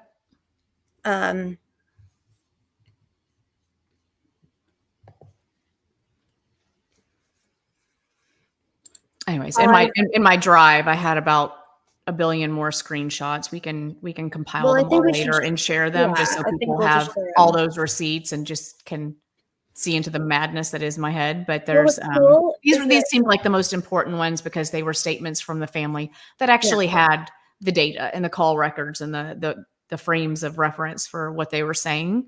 Mm-hmm. Yeah, I don't know how they just pulled 149 out of their ass. I really don't know. Mm-hmm. 1:49 p.m. Was it because you needed Kelsey to see Betsy's SUV? Or was it because you needed like that time to make sense for when the girls would have crossed Betsy's path? Mm-hmm. Even if Betsy got there at 1:48 p.m. like they said, and Kelsey and the girls got there at 1:49 p.m. like they said, that's a minute. The girls should have been on Betsy's heels, not passing her halfway after she's already gone to the bridge and is looping her way back. Even that doesn't make sense. It's just messy. It's all so messy, and it's going to be attacked at every single point along the way. So best wishes, Nicholas. Is it going to be attacked? I hope so. Surely. I hope so. What if she was doing a brisk walk? When did the time become 1:49 is Sleuthy's question. I would like to know the answer to that too. Do you know? In the PCA. That's the first time we heard. Okay, let's switch. Yeah, that is the first time we heard Kelsey's car, a vehicle matching the description of what Kelsey was driving. So like a small white SUV, I think. It didn't say that, but I think that's what she had. Or a white vehicle matching the kind she drove was seen on the Hoosier Harvest Store at 1:49 p.m. So this meaning that's what time they think the girls were dropped off. Um, Betsy Blair, also per the Hoosier Harvest Store, was seen coming to the Mears lot at 1:48 p.m. Now, since Kelsey has said she has seen a dark SUV with stickers all over the back whenever she pulled in, that means Betsy got there a minute before she did. Betsy didn't see anybody there. Betsy didn't see a car. Betsy didn't see the girls getting dropped off. When Betsy got there, nobody was there. So they're like, Betsy pulls in and she's like out there. She's like out the door, hauling ass down the trails. And then 30 seconds later, Kelsey pulls in and sees her car. But everything else says Kelsey got there 10 minutes earlier, which means she wouldn't have seen Betsy's car. Like, why? Why are we doing this? All Eyes has brought up the 10-minute discrepancy. When you mentioned that, she was like, yes. Can you extrapolate on the 10-minute discrepancy a little bit? I mean, I don't know what it means. I mean, they're saying, it's actually more like, I'd say a 12-minute discrepancy. And between what and what, though? Between 1:37 p.m. and 1:49 p.m. And the 1:37 is coming from 6 years of family statement based on the call records from when Chase called Kelsey. So we're told, right, the call records. Right. But nothing that's been seen, nothing that's been put in a document or legal document. Right. And originally we have at least half of the posts and articles and official reporting was saying 1 p.m. And then 1:30. And then it moved to 1:30. And then Now it it's moved. 1:37, and now it's 1:49. Yeah. Okay. So we This is not that basically, hard. Like, I mean, it's a 50-minute discrepancy. Like, it's a 10-minute discrepancy, but it's also a 50-minute discrepancy if you really run it back. That's a problem. That's a long time. And then there was something that another big discrepancy is that for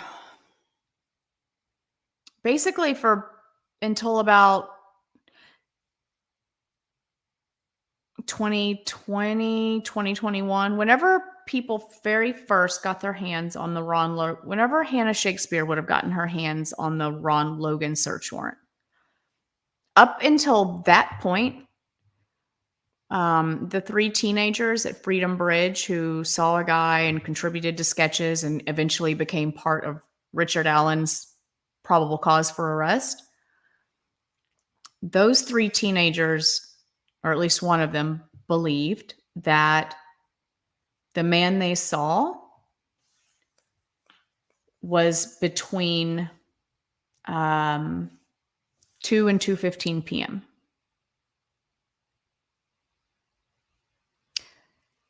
And like, I know that for sure because so Fig and I used to be friends. And we kind of had a little bit of a falling out and stopped talking. Shortly after that, he put out that Hannah Shakespeare documentary because he let me see it before he had made some final edits. Like, he put it together, he clipped some parts out, and he let me watch it. And I was the first person to see it. I was super, super excited. And like when they're the part where she's actually interviewing Rayleigh, one of the teenagers, they're like sitting in a gazebo. If you remember seeing it, she has her face blurred out, and they even muted it and just put in subtitles. She says in that part that based on this and this and this, we probably saw him sometime between 2 and 2:15 p.m. And then Fig realized, like, when I was like, well, that was weird. Why did she say that? And then he caught it, and then he clipped that part out before he put it out on YouTube. And I wasn't cool with that. So, well, he just didn't want to confuse the potential jurors, I think. So super confusing. So perhaps she was wrong. Perhaps she was mistaken. But per her words, and Hannah would have done that interview with her it was right before the 2019 New Direction. So it was like January or February of 2019.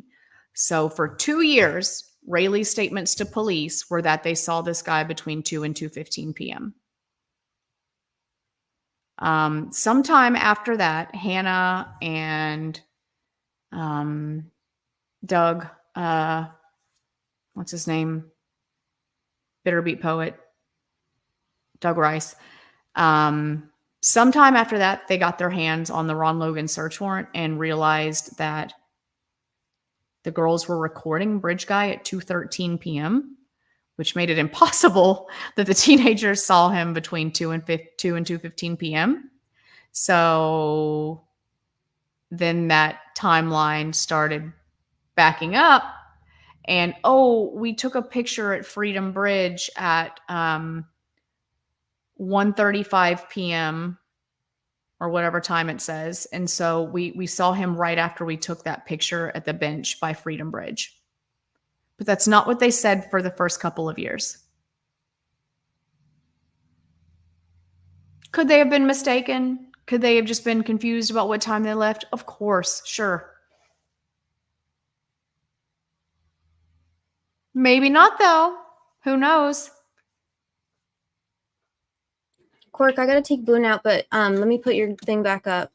And I sent I'm gonna be fast. Do you want me to pull anything else out? I already talked about it. Don't leave me. I got it. Well, it's Wait, let me intermission try. time. We do an intermission every live. Let me Bring see. TB back. TB. I can wait. Let me pull up. Okay, I want to talk about this. So the PCA, you can see this tab, right? Yes. This is an excerpt from the PCA. It says, video from Hoosier Harv Store shows at 1:49 p.m. a white car matching Kelsey's drives away from from the entrance of traveling away from Mears Farm. Betsy Blair advised she finished her walk and saw no other adults other than the male on the bridge. Her vehicle is seen on the Harv Store at 2:14 leaving. Betsy advised when she was leaving, she noted a vehicle parked in an odd manner at CPS. Video from Hoosier Harv. Okay. So the leaked thumb drive, right? Angela, you're dismissed. Okay, thank you. I'll be right back. Hey, how's it going? I need you to entertain me. Yeah, well, I'm a clown, so actually, you know what? If you want to be entertained, I have the occasion. When she leaves me alone, I get really nervous. I'm like, I don't know what to talk about. That's okay. I mean, you know the case pretty well, so what are you so I worried do. about? I don't know. What was I talking about this morning? I was going off about something this morning. It was probably Something about different drones. every day. I mansplained 10 codes to you. Oh, that's right. We can tell that story if you want. It's kind of funny. Yeah. Oh, do you want to bring up the early morning scanner stuff? Do you have that document in there? I can find it. Because I don't think a lot of people have seen that. People have seen the scanner traffic transcripts and have heard it from like shortly before the girls were found. Like, I don't know many people who have seen that one, the one from like the morning to 11 a.m. Okay. You want me to send it to you again? If you don't mind, but I can find it in there. We did just get word that this clip is circulating. What clip? It's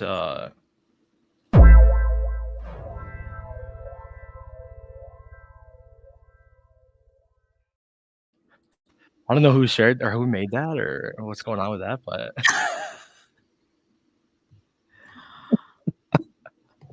Wait, hold on. I wasn't even in there. I just heard. I'll link you to something. oh, I'm okay. not even seeing it. You have to do it again. Hold on. Wait. Let me hit. All right, play that shit. Hit it again.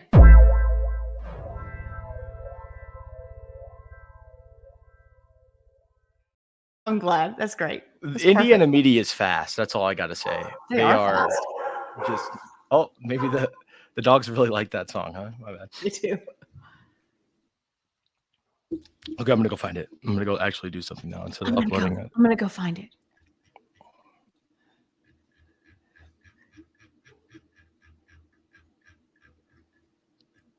Okay, drone, 10 codes, Bob memes.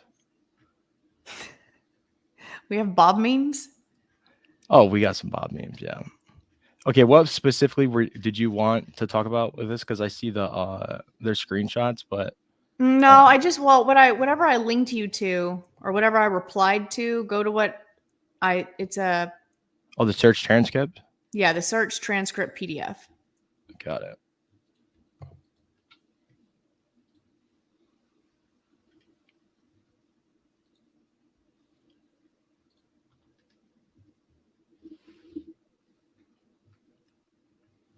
It's pretty cool. I don't know many people who have seen it before, but there's some nuggets in it. I like a good nug. I do too. I do like a good nug. How's that? It's good. This is why see why I put everything in Canva, because Yep. I can't figure out if there's a way to do dark mode on documents in Drive.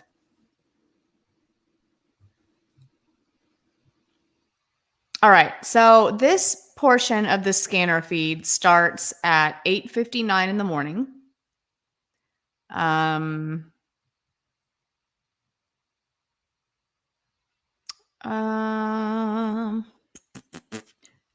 So these are people, this is talking to people in a helicopter. at 8:59 a.m. 21, do you have a visual on us? We're trying to locate the bridge that we're referencing off of. Yeah, come to the left of you. We're out here over, I can't remember what this new highway is. There's a nice walking bridge across it. Looks like a memorial out here on the west end of it.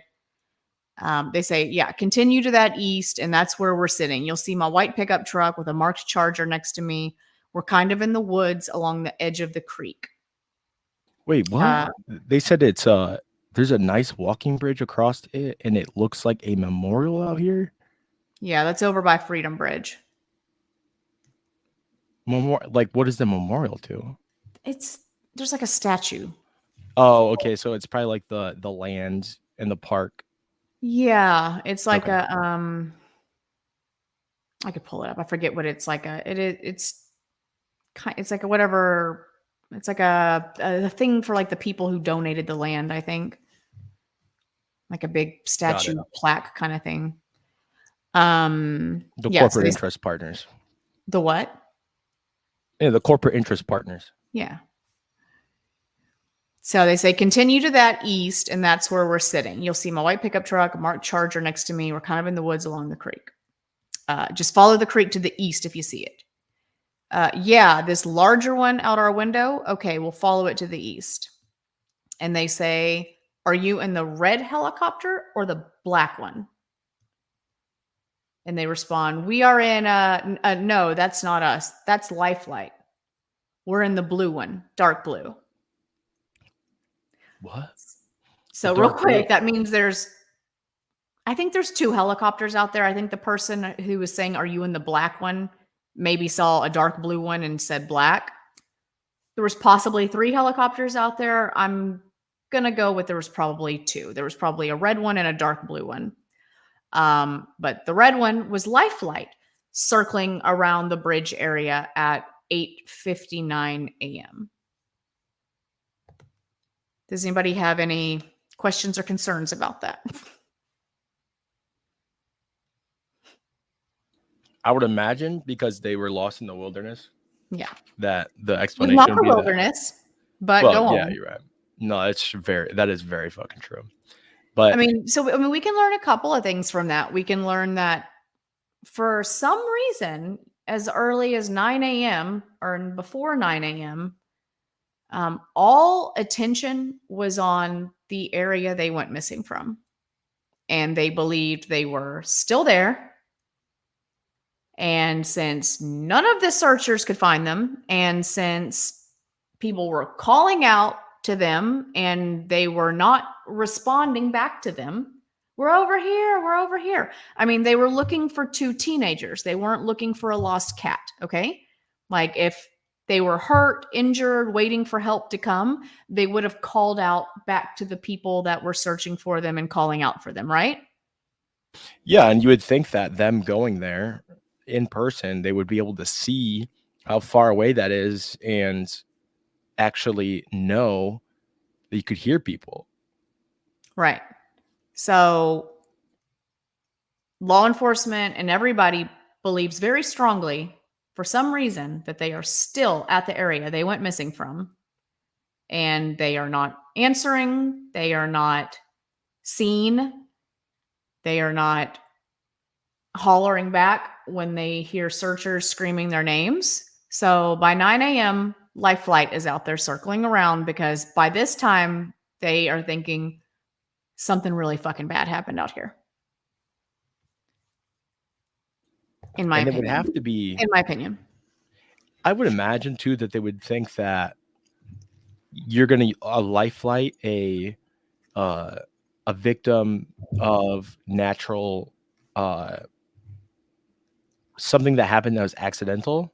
Mm-hmm. Because yeah, Lifelight is, you want it around in a case where you think you have missing people in a certain location, but I feel like that's much more common for people that are adults that go missing at like natural or national parks and stuff. Yeah, like very, very large parks.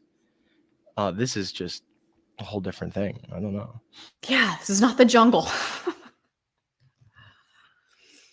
So he says, yeah, that's not us. That's Lifelight. We're in the blue one, dark blue. Okay. So if you continue straight, you'll almost fly right over the creek here in just a couple of seconds. We're right past it. He says, Welcome, I see. all eyes. Hey, girl. Can you hear Hey, me? girl. Hey. Is this thing on? Oh, we're It's hanging on. I on. hear you. Okay. I'm trying to set up still. Sorry. Oh, you're good. We can continue. Okay. Can you scroll down a wee? Yes. We have the two Texan librarians of Yeah. Delphi here. Yeah. This is great. So, okay. So then fast forward to 11:20 a.m. So this is about an hour before the bodies were found. They said, go ahead. Okay, this is where I was losing my mind earlier, trying to understand something, because this still could be helicopter conversation, but it's not the same code. Earlier, they were saying 21. Now they're doing 601 and 602. I think this might be referencing a drone. So they said, oh, I lost it. Scroll a little bit smaller. Just like a wee smaller. There you go. We don't have an address here. I'm being told if you go under the old highway, if you go under the railroad bridge, it's right here. So it seems like he's talking to somebody else, right? And the gray, where you see it slightly highlighted in gray, that's Tob. That's Tob Lesenby. I do have the audio of this, but somebody was nice enough to transcribe it, which is a lot better because the audio is just like It's the mustache. yeah, it's the mustache. He says 601, go ahead. Marty, can you text my cell? Stand by. 601 to 602. We are north of that railroad bridge. I believe we are in location. We're going to start searching this area. So to me, this feels different than the person he was talking to earlier in the helicopter, right? Do y'all agree? I think so. It's a different call sign.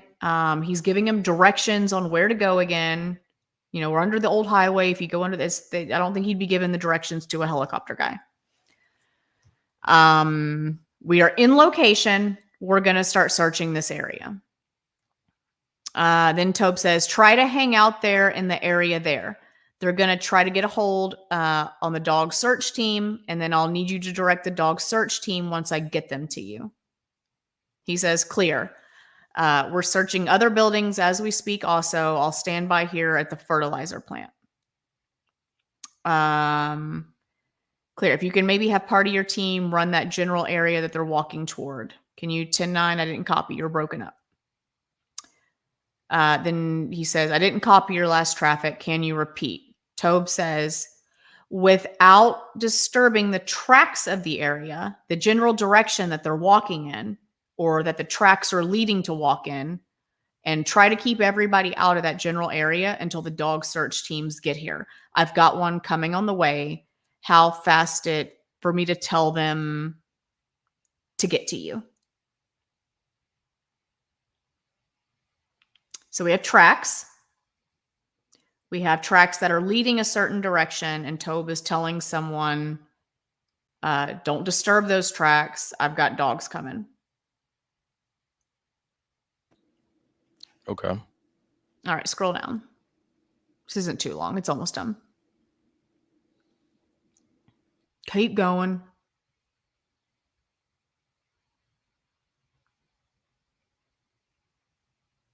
All right, now go up a little bit there. Okay, so basically, if you're leaving the command center, heading towards the bridge, towards 300 North, go up to the south side and hang a right. You'll see our pickup there.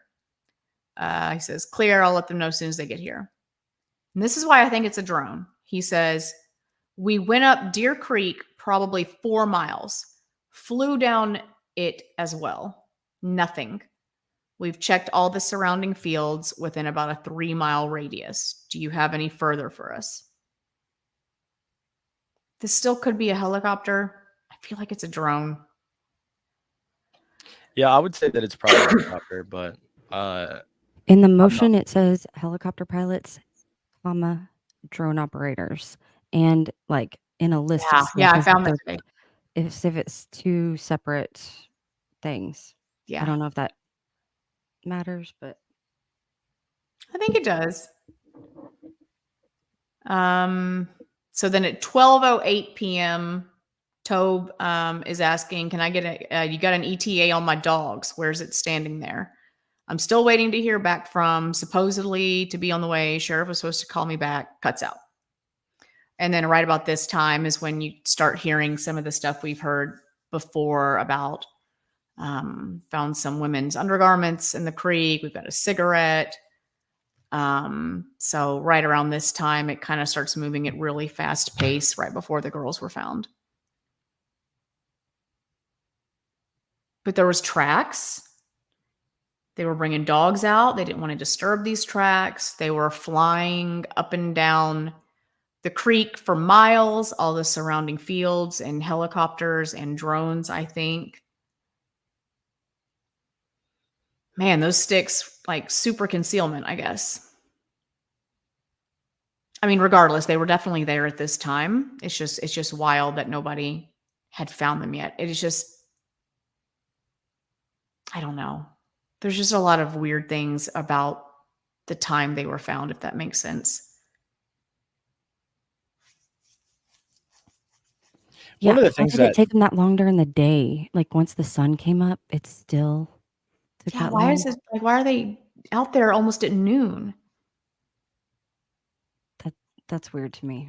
Yeah, there's people that talk about, oh, it's super foggy. Like the fog is so thick out there. And I'm like, come on. Who cares? Like kids are missing, and at this point, you think something all the really deer. bad has happened. Like you get your ass out there, fog and all. The deer actually blends in with the surroundings, and they saw that from across the creek. Thank you.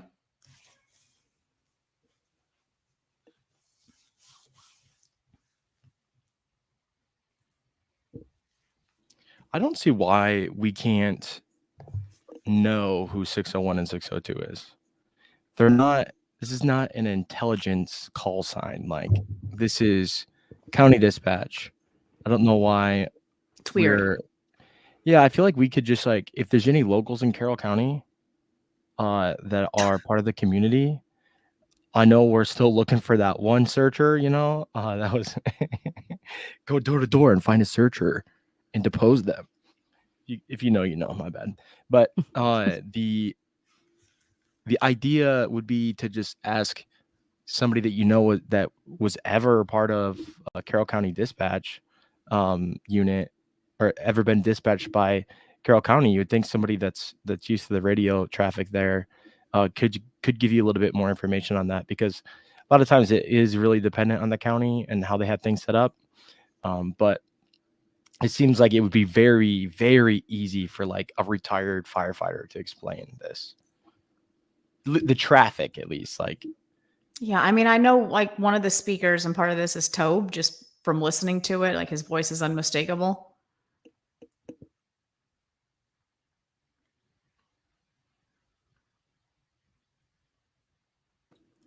Yeah, Tommy says state and local usually have a big discrepancy between numbers.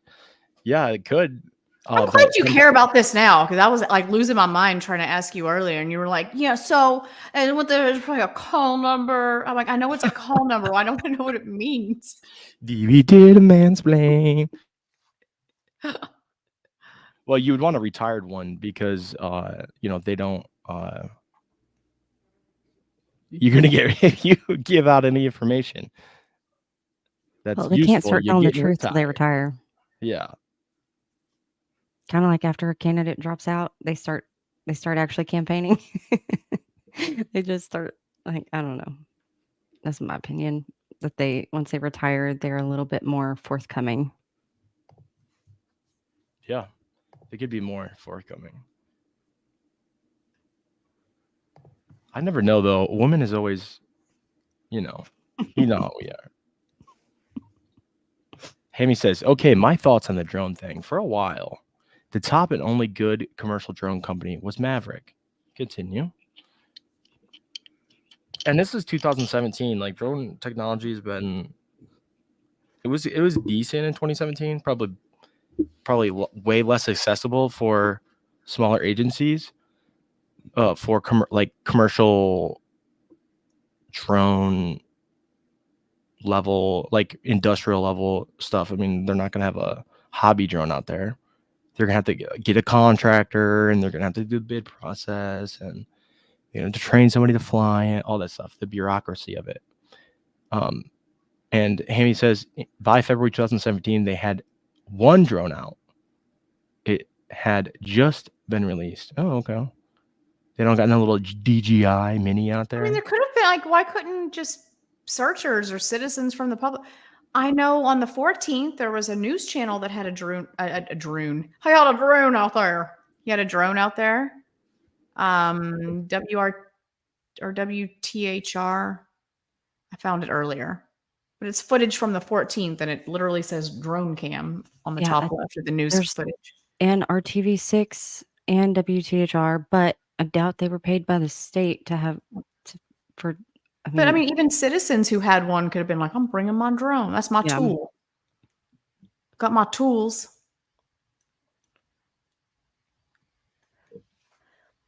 Hang on. What was the discrepancy in the call signs? I'm trying to. Sorry, y'all. I'm catching up. I can't see the screen. I don't know. 601 to 602. There's a 21. There's a Marty.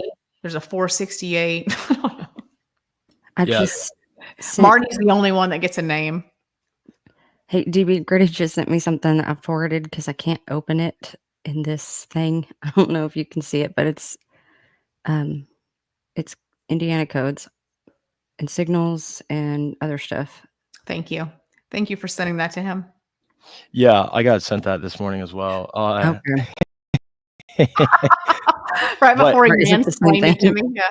Yeah, so I think combined. No, it's fine. The issue is, I think that 601, 602, I think it's not a 10 code, as in like it's not a action code, it's a unit number. Gotcha. Because of the way they're communicating. Can you tell when he's smiling when he's talking? I can. I can always see that smirk. Let's see. I'm trying to. So, like, if we could find the unit number, nomenclature, the way that they're assigned for the county, it would be the best. Clark County starts getting into 600. Nomenclature. Clark County police codes start at 611. I don't know big words like that. Yeah. Neither do I.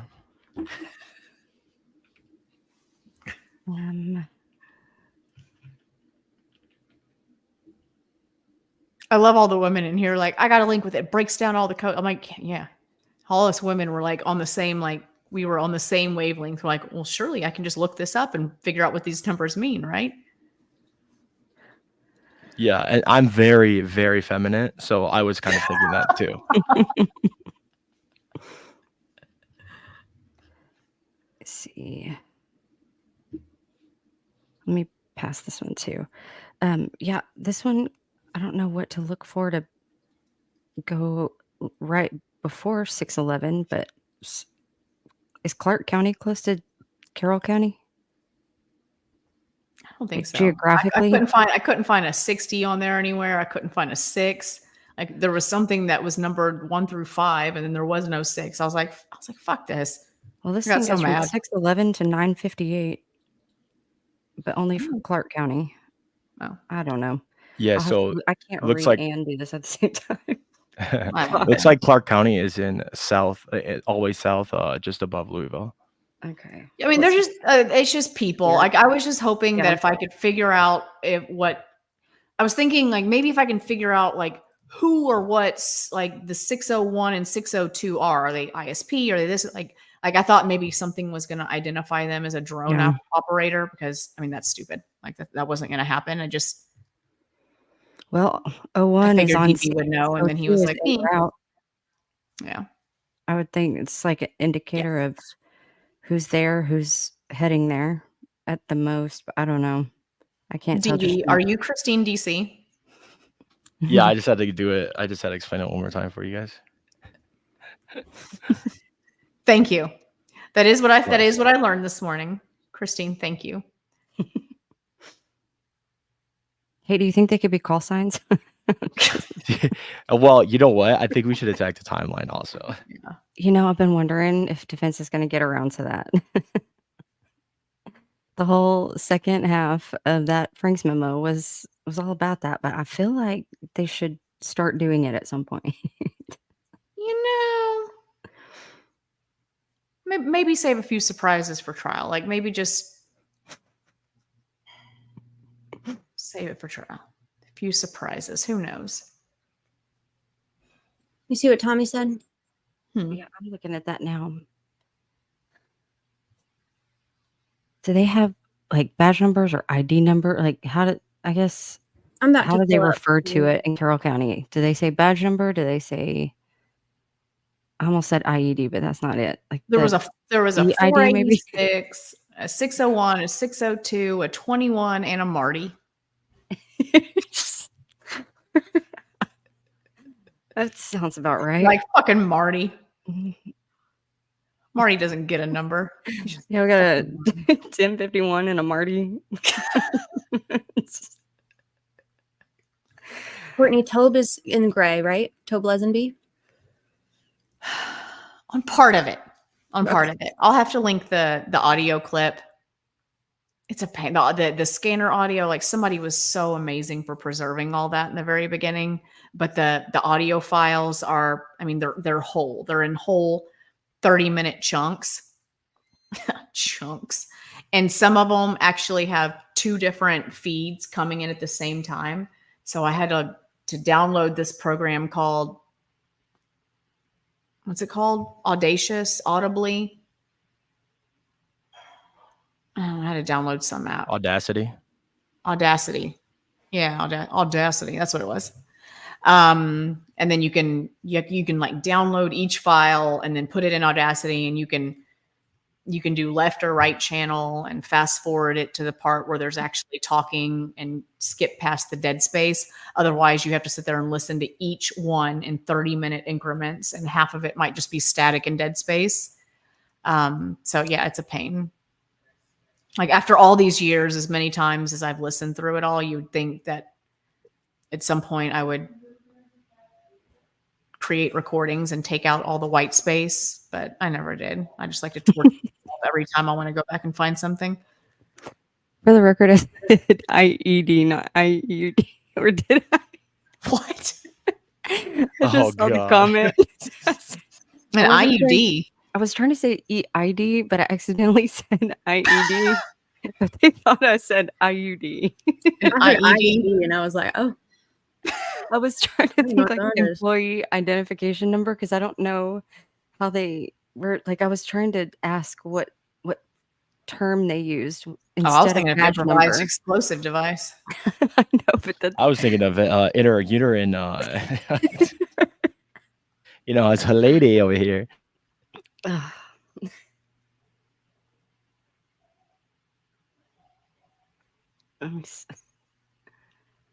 Oh, that makes sense about the 1021. It means don't say it on the radio. Well, that's interesting It's like the because equivalent of. Oh, we'll talk about that off. because at one point it might have just been a transcription issue because I remember seeing a 21. Maybe he said 1021. He said, text me on my cell. 21, do you have a visual on us? Blah, blah, blah, blah. Yeah, then later on, Marty, can you text my cell? What was so secret? I keep saying car service for 21. I know it's different than 1021, but yeah, 1021 says call blank by phone. Maybe call Marty by phone. I'll BRB. Get Marty.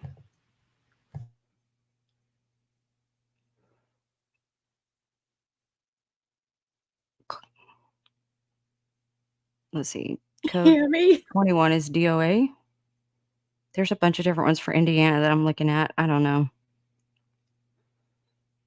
Out of service.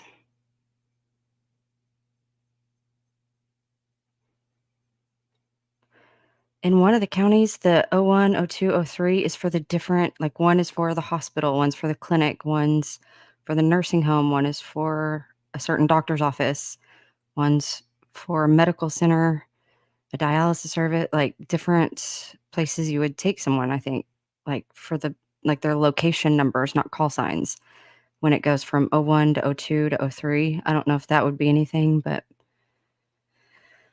Delphi doesn't really have a whole lot of locations. I would think one just meant like the fire department and the other meant the farm bureau or the old like everything is an old other something else building there. Just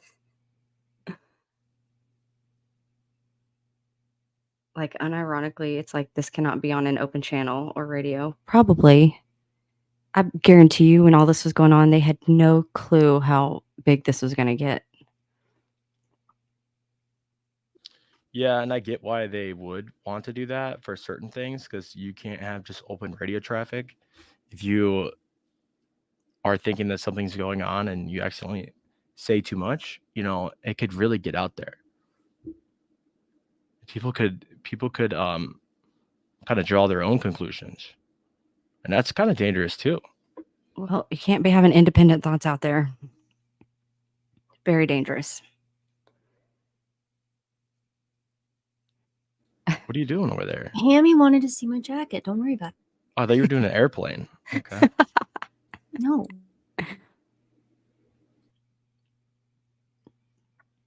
Okay, so Ange, we've been going over this.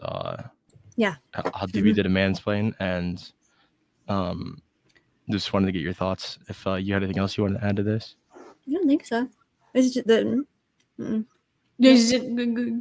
guys are doing great.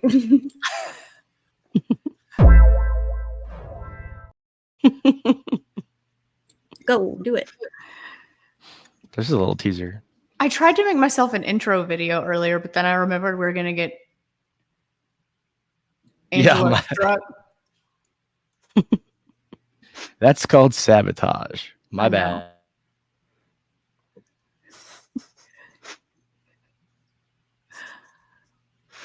You guys want one of you guys read this comment, please?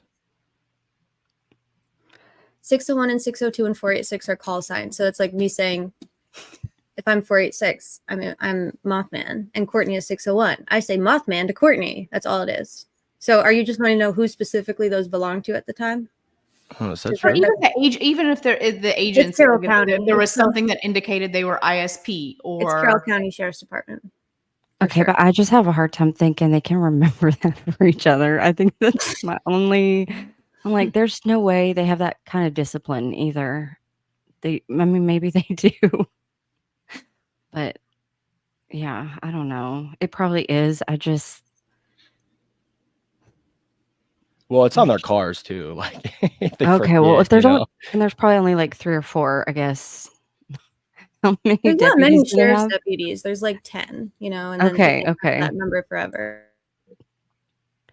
Even still, for me, I think they have a hard time remembering all kinds of stuff. It's a lot to retain, right? I don't know. Those guys probably know every single number of the Colts players, and they could probably tell you. So true, very true. But they're actually interested in that, right? Like how to press stop on a DVR, exactly. Like, what else is wrong with the timeline? Everything. We of course don't really know for sure what time. It's not a timeline. Like it's a narrative, but it's not an actual timeline. It does not make their own witnesses undermine it. What about the time Rick was there? I think he was there earlier. Says that he said. We don't know that Doolin said it. Between 1:30 and 3:30. Then the defense later said that's because he was asked, or people were asked to call in if you were there from 1:30 to 3:30. And if he had been there from 12 to 1:30, technically he was there between 1:30 and 3:30. And then later on, we see in his subsequent 2022 interview, he says, I was there from about 12 to 1:30. And once again, this is not 1982. There should be really pretty simple ways to confirm or explode his alibi. And I feel like if Jerome and Tony, the guys with the power to make an arrest, had done any kind of basic investigation to show his alibi was a lie, which is like, that's investigation 101, right? That's the first thing we do. We need an alibi for this time. Where were you at this time? Oh, you were at work, Brad? Cool. No more questions. We don't need to talk to you anymore. Oh, you were at work? Yeah. We don't need to talk to you anymore either. Oh, you were at school? No, we don't have any more questions for you. Get out of here. So you think they'd verify alibis if they are looking for somebody there at a certain time. So if Rick says in his follow-up interview, I was there from 12 to 1:30, investigation 101, like before you get the search warrant, before you test the bullet, before you do all the other shit, somebody is working to bust this alibi, correct? And if they had busted this alibi, I would expect to have seen it in the probable cause affidavit. Well, I get frustrated when people act like the tip got lost. They're like, "Oh, it's easy," but like it literally got followed up on. It wasn't like the fact that it got to an interview requires all kinds of follow up and actions, not getting lost in the shuffle. I know they're saying that it was lost after that, but that doesn't explain how Doolin's memory got lost, how the person who answered the phone, their memory got lost, whoever reviewed whatever he called in and said to the tip line, it would have had to have been reviewed, evaluated, and acted on. Somebody would have had to have approved it in order for it to then be assigned to Doolin. Doolin would have had to have had his contact info to be able to set this follow-up interview up in order to go meet with him to do this. So it's not like this person was lost to them. Even if they had, no matter how he filed it, Doolin could have pulled up everybody he interviewed and it would have pulled them up regardless of what their name was, unless he actually did put in the wrong time. How they have determined that it was the wrong, like at one point Holman did say, or entered incorrectly, or whatever you want to call it. That was his quote in his deposition, at least in the memo. But like I have been so irritated since reading that, because that could just as well mean that it did say 12 to 1:30, but they decided after they wanted to interview him that it actually that it was entered incorrectly, and it actually should have said 1:30 to 3:30, because it wouldn't be the first potential witness that they did this to, changing their words. Yeah, exactly. Yeah, that's exactly what I was going to say. Like there was people who, threw the flags about this with Daniel Pearson. There was people who threw the flags about this with tons of other people. Oh, they lied about the time they were there. I know they were there at a different time. Is it Dave or every time I'm like, when I'm reading it, I know which one I'm talking about, but whatever McCain brother was there later, like Daniel Pearson, at first he was like, he saw the video that the police put out and he was like, that's who I saw. And so he called in and they're like, no, you're confused. You saw Dave McCain. Well, him and the group of 4 girls earlier are the only 2 out of any of the witnesses to describe someone with his face covered. And if Daniel Pearson said he saw a man's face covered and it ended up being Dave McCain, I don't know why we're saying now that there were 2 people out there with their face half covered. Well, now you know why Daniel Pearson's existence didn't make it into the PCA. Or any of the other people. And what else didn't make the PCA was the vehicles that all those people that were there drove in and parked there. Nope. Nobody brought any of those up, because those cars were also parked all over the place. One of them parked on the other side of Freedom Bridge. And if people are going to be going by Doolin's tip narrative, Mr. Allen said he saw other cars parked there too. He didn't pay attention to them, according to Doolin's narrative, which in my mind, I don't know. I can't put any weight in that, because we already know Liggett changed part of it for the warrant. And because they haven't specified which parts they did clean up and didn't clean up, in my mind, they might as well have cleaned all of it up. There was a guy there earlier. There was a guy there earlier that the teenage girls saw. I know the teenage girls saw him. Well, apparently the group of 4 saw one twice at 2 different times, according to the mother. His dog. They remembered his black dog with the white chest. I forget his name, but a dog. He's on guess Criminality Prezi. Yeah, this guy that they also saw, even though the PCA says the girls walked the entirety of the trail and only saw one other person, an adult male, is absolute bullshit, because they saw 2 men. They saw Bridge Guy, that they believe, but then apparently they also saw the guy, David, I think was his name, the guy with the black dog. Yeah. Guess what? Guess how old David was? He was about 50 to 60. Guess how tall David was? He's like 5'5". Oh, Guess Lord. what David drives? He Oh, drives a Lord. white truck. Well, that's Fiend's height. Just all this shit is so stupid. Fiend is 5'2", okay? I've seen him in person. Okay, my bad.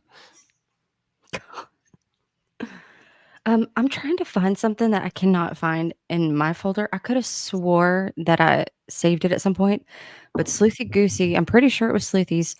I don't know if she created it or saved it as a PDF, but it was a list of questions in the early days that if anybody had been sent out, they would have asked like these general questions, which is pretty standard. If you're in a manhunt, like you have at least a list of standard questions that you ask everybody you follow up with.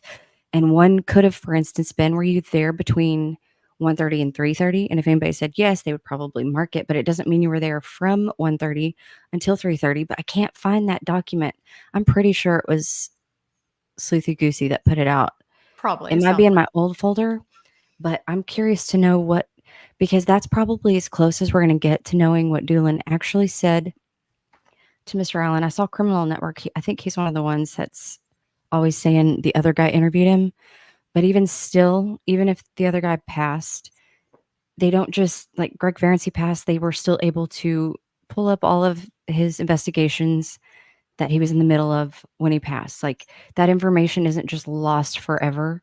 It's they can they can access it, they can retrieve it, and it you doesn't can matter also whether it figure was out where Doolin people or were. someone else. Like you could have pulled up and found out who they interviewed on what day, what time. But Doolin was very specific in that internal report. He even went through and listened to all of his other recordings to make sure that one of them didn't get mislabeled. And he said, no, I didn't have one for him at all, which means he didn't record it, which to me makes this whole 1:30 to 3:30 thing even more ridiculous because they had one goal. I cannot get past this. Their one goal was to find someone there at that time. He already Yes. didn't detain him, but the fact that he was like, I shouldn't even document this. He's not. I understand he might be a dipshit and it didn't occur to him in the moment, maybe, but he's so ready. Like, you don't have to even give him a reason for him to start searching your house. He'll just be ready to go and he'll be obsessed with that person for like a year. Like, people don't just change overnight as much as we would all like to sometimes. A lot of us like to change things. It's not that easy. Like, he would have had to have developed, all these people would have had to have developed an entirely new personality for all of this stuff, like for the state's theory to even be true. It doesn't make sense no matter how you put it. It does not add up. Their math doesn't math. Their own witnesses do not corroborate their own theory. Their witnesses actually undermine it left and right. It's too much. I have a hard time understanding how they even got as far in a legitimate proceeding as they've gotten with this bullshit. It's crazy. It is. And they should have been able to disprove Rick's alibi. If he wasn't there from 12, I mean, his alibi, people keep asking, what was his alibi? So what was his alibi? What was Westfall's alibi? He wasn't He was at fucking home. home. So He was went Westfall's. home. If that's good enough for Westfall, why is it not good enough for Mr. Allen? And my other I don't issue know. that I have with people is Why they keep is saying, well, home Brad not an Holder, alibi? they checked Brad Holder's work records. Okay, well then let's talk about Brad Heath's work records because he checked his that are dated and time-stamped. He saw the vehicle he saw parked at the CPS building was not at the CPS building. It was halfway in between the entrance to the bridge and the building. He said, like, I forget how many feet off the side of the road, but it was the same car he saw parked there at 8:45 a.m. that morning. And he came up with those times based on his work records. And he's one of the few, if not actually, he might be the only one who drove past it and put eyes on it. All the other witnesses that they used for the PCA, they were driving from like the other side of the highway and they might have seen a car, or one person was driving off of Old State Road 25 on the other side of the building. And so like they would have gotten a glimpse of it, and they reported it. Not like Brad Heath reported this the day they started asking people to report stuff. He called almost immediately. He's on camera being interviewed, blowing the shofar, like within, I think before they had even identified the bodies is when that first one aired, or it was the day of maybe. But Yeah. like he reported it immediately. He saw it, like his memory, kind of like Betsy Blair, their memories were He was probably the working across the freshest. street. He was there all day long. He left Delphi at one point, and when he came back, it was still there. Yeah. Like he was there He says for hours in the morning, and then he Ray left to go. interviewed him. Have you ever listened to that interview that he did with Ray, where he's not named, but it's him? Yeah, I have the transcript. Yeah. I was going through it semi recently because I was trying to figure out if he ever gave more clues. I saw Radar said something earlier that he's the one who said the PT Cruiser, but in the transcript, he only says, quote, older model, end quote, vehicle, and then he says older vehicle. But he never, at least in what Gray released, he didn't say what color or specify what gold. car. But he said gold. I didn't hear the gold part. He said gold. But I heard older, and let's see, older vehicle and older The model. one about catfishing, like the one you'd go Saturday catfishing in? Is Yeah, that he's the like, one you yeah, have? like you'd see somebody out there on a Saturday morning catfishing that because they were out there early and then they Okay, were maybe I still need to there go back and later. listen to it. I could have sworn he said the word gold in there. He might have. I just don't remember that part. I just remember older, like because Betsy Blair also described an older model vehicle. Like Mr. Allen drove a 2016 and it was 2017. You would never describe a brand new car as an older vehicle. Mm-mm. And so like when I start looking at like I've tried to look at all the different witness testimony to figure out which ones are the same, like which parts of different ones of them even The only begin thing to that line like up. that doesn't jive for me is that, like, if I saw the Mercury or Ford Comet, whatever it was, like I would have, the way Brad Heath described the car he saw made it sound like a junker. Like I thought of the Murph-mobile the way he was describing it. Have you ever seen that picture of Elvis Field's older model car that he had on one of his gazillion No, did things? it look like the Murph-mobile? I don't Was know it how to gold? describe it, but it's no. Well, the picture. It was clearly just spray painted, whatever it was. But it's an older. It had some, like, all I could think when I saw it was sharper angles. Like it's an older vehicle. Yes, Judge Jessica. The way Brad Heath described it, I'm thinking like hatchback, like a real piece of crap, like an old piece of crap. And then but the car Betsy's describing, like I would look at that and think of it more of like a classic car or a muscle car, like the one guys would drive past and be like, "Ooh wee, what is that?" You know, like a guy like Brad Heath, you would think he would drive past it and be like, "Oh my gosh, what is that car?" Like you wouldn't describe it as like an old junker going catfishing in. Like that would be like a muscle car, right? The car that Timothy McVeigh was pulled over in, ironically, was an old Comet. And it was not like a cool muscle looking car. It was very wasn't? Oh, I need to boxy look and that very up. angular. Yeah, it's in the they have it in the museum in Oklahoma City. Which is a very random thing that I've never had a use for that information about what car he was pulled over in until this. I don't know why my brain associates the two except for the name. That's a Comet? But it was a Mercury Comet, and it was kind of like a yellow color, but it was old. It was definitely like, it looks like an old car, and it looked like an old junker, but I didn't. Yeah, it's like my grandma. My grandma had this navy blue Monte Carlo. Yeah. I almost fell out of it one time. Hey, she turned a corner too fast in that Monte Carlo, and the door wasn't shut all the way. Nobody wore seatbelts, of course.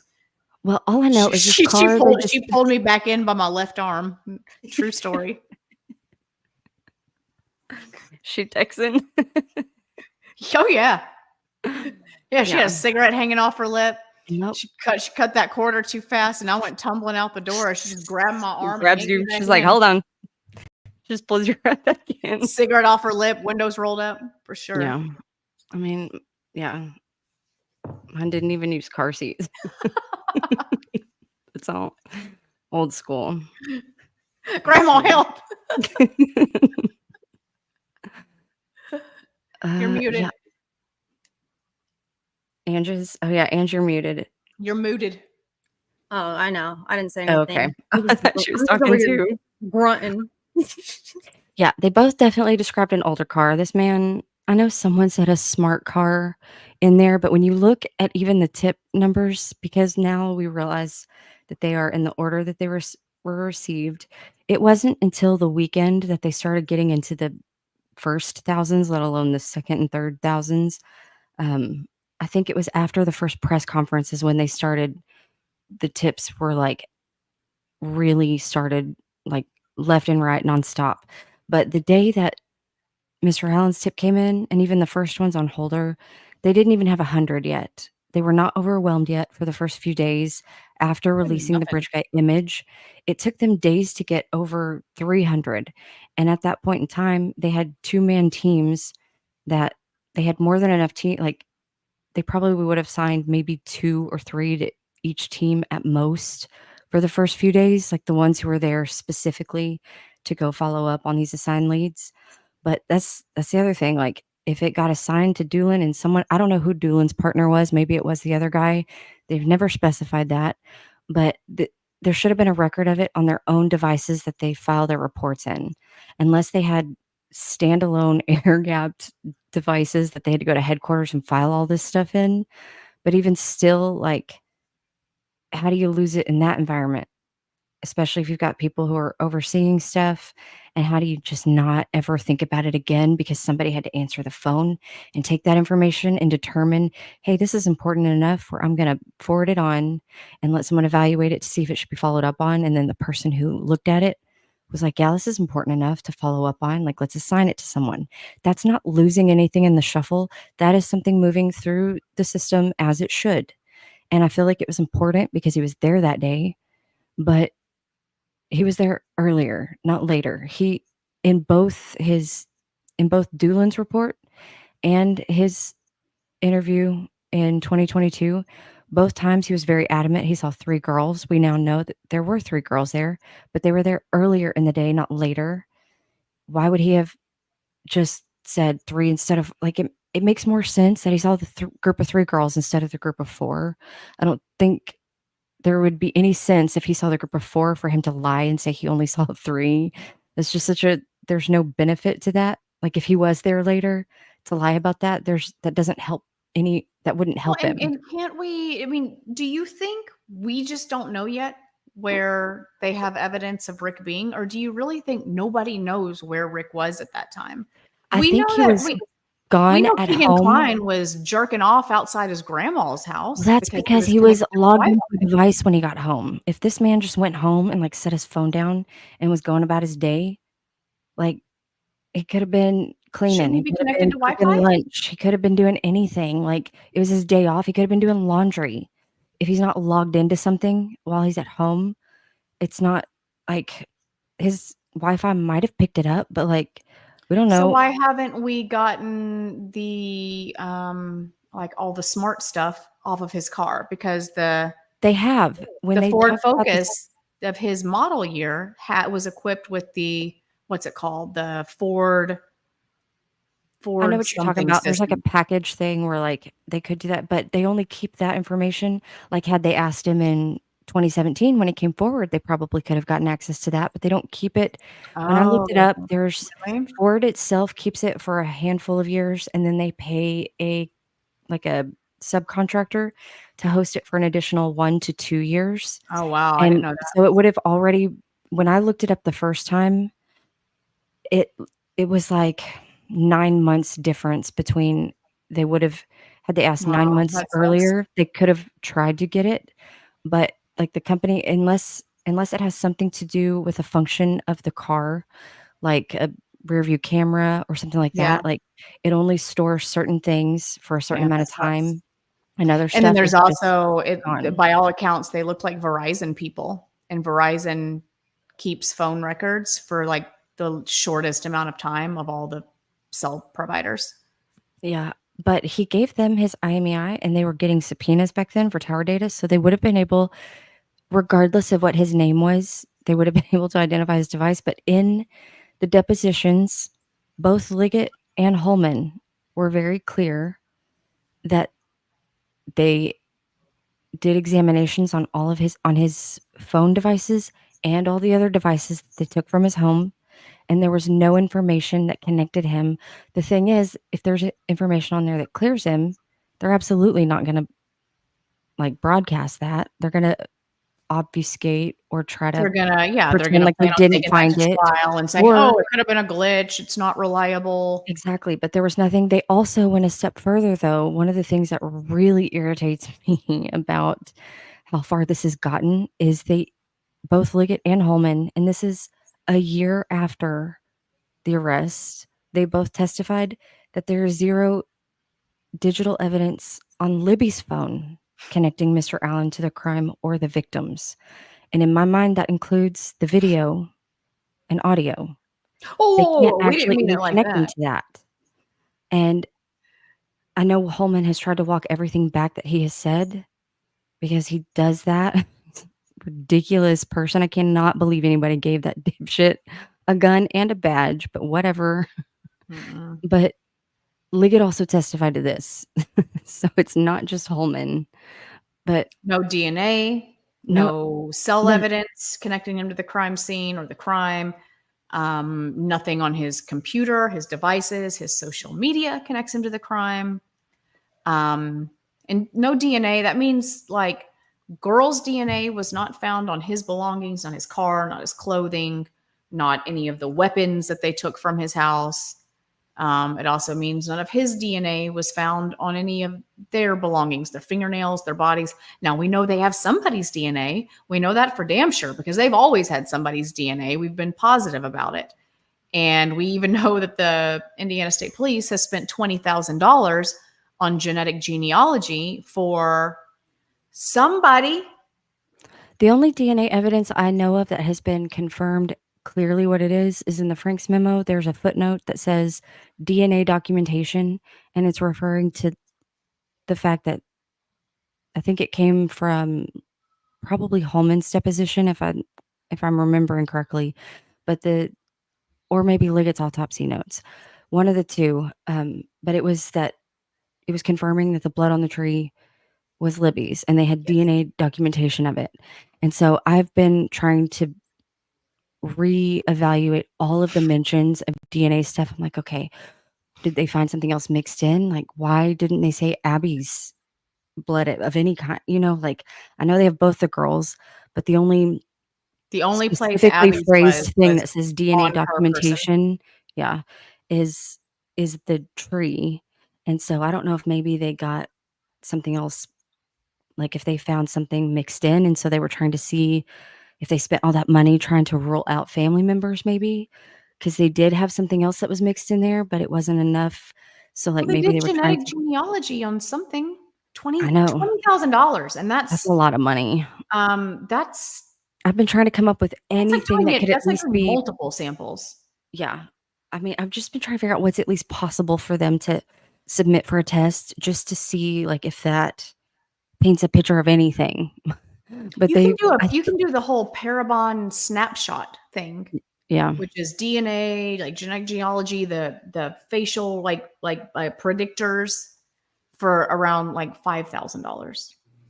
I don't know what they spent 20,000. That is crazy to me when it's Unless it was still more than so one. unclear what they did or what they had or what they tested. Unless it was more than one unidentified DNA at the scene. Yeah, and they've got Mr. Allen's DNA. So what are we doing here? And a year after he was arrested, both lead investigators said there's no DNA linking him to the crime or the victims. I still don't understand how it's gotten this far when they haven't connected that bullet to the crime scene or even the crime. They have everybody skips right past that, and they have not. All we have are a few investigators believe that they heard a gun being cycled on audio. They don't see it. They don't explain how, if it was cycled, was it ejected at the bridge? And then if it was ejected there, how did it end up across the creek in the dirt? And then if it wasn't ejected until the other side, why he was using a different weapon on the other side? Why would he have pulled it out? Because according to their timeline, at least one of the girls was taken care of. Here's The the other girl's thing. shoes were off. She was in place on top of this phone within 15 minutes. So he didn't really need to subdue 2 girls if he was able to do that in 15 minutes. But then what was he doing for an hour and a half? They're saying he was in a hurry and Give me a abandoned an break. attempt to cover it up. But he had an hour and a half if he was done with one by, or not 15. I keep saying 15. It's like 18 minutes or something. Like Yes. one of them was already on top of it and it didn't move again. So, okay, well, that makes it even less likely that he was using a gun and a knife on the other side. He already had their cooperation on the other side. So they have not connected this bullet to the scene itself. So I don't even know how they're debating ballistics when they can't even actually connect it to the crime. That drives me crazy. All these things that we're talking about, I mean, this is where I come in feeling a tinge of optimism for trial, because this is the kind of stuff that nobody can hide from at trial. The judge can't, I mean, there's no motion that she can deny without a hearing. There's no, I mean, I know there is things she can do at trial to, like, Well, Nick Nick can probably just object and she object, and can she'll be like, yeah, tell that's him, fine, she'll Nick. prompt him how to help her Sure. sustain it. I mean, I guess it is possible, but all of these things we're bringing up, like I still have to hold out with that tiny shred of hope that you're getting a jury. You got 12 people in there that are not inherently corrupt and part of this system or being threatened or known by anybody or anything, else that people want to call us conspiracy theorists about. It's just 12 people, and the defense and the prosecution both get a say in who they are. And all these things that we talk about, all these things that we're presenting, there's nowhere to hide behind them. We're only going by what we know, what we've seen in filings, what we've seen over 6-7 years on social media, family interviews, podcasts, news productions. We're going by all of that, just trying to make sense of it. But there's nowhere to hide from it when the defense is there with the truth and the evidence and the witnesses for it and the experts for it and the police that said it with their own mouths. So all of these things that we haven't even seen called out in a Franks motion, that we're like, why wasn't this in the Franks motion? I love I the mean, way it might be Yellow Jacket killer says at defense. trial. It might be killer at trial. Like, maybe there's things they just wanted to hang on to as that Hail Mary at trial, because they very quickly realized the judge is going to whack everything. And if they had put everything they have out there in the public view, guarantee every single bit of that would have been excluded from trial by now. I'm not as optimistic about that, just since reading Purdy's testimony. He got up there and lied. He Yep. straight up lied. Sure did. And the judge was like, okay. Like, that's what I'm afraid of. I'm afraid that they're going to get up there and they're going to have 3 weeks of that dumb shit where they can just get up there, literally lie, and the judge will be like, thank you. Mhm. Remember the difference in how she spoke to the state's off, like if they were testifying for the state, she's like, thank you. You may step down now. But when Click got up on the stand and he got done, he was like, am I done? She's like, well, I didn't call you. Like, she's Nasty. yeah. And she has already decided anybody who gets up there to say anything that is not helpful to the state, I didn't call you. Like, you're done. I feel like the jury's going to pick up on that.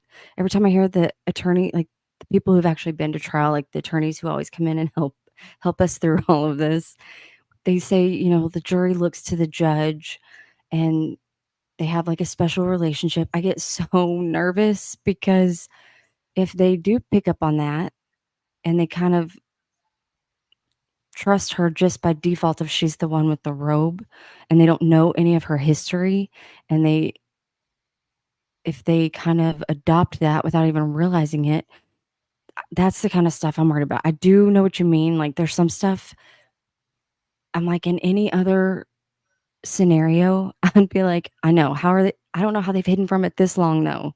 So I still am just so nervous. I am too. I am nervous, but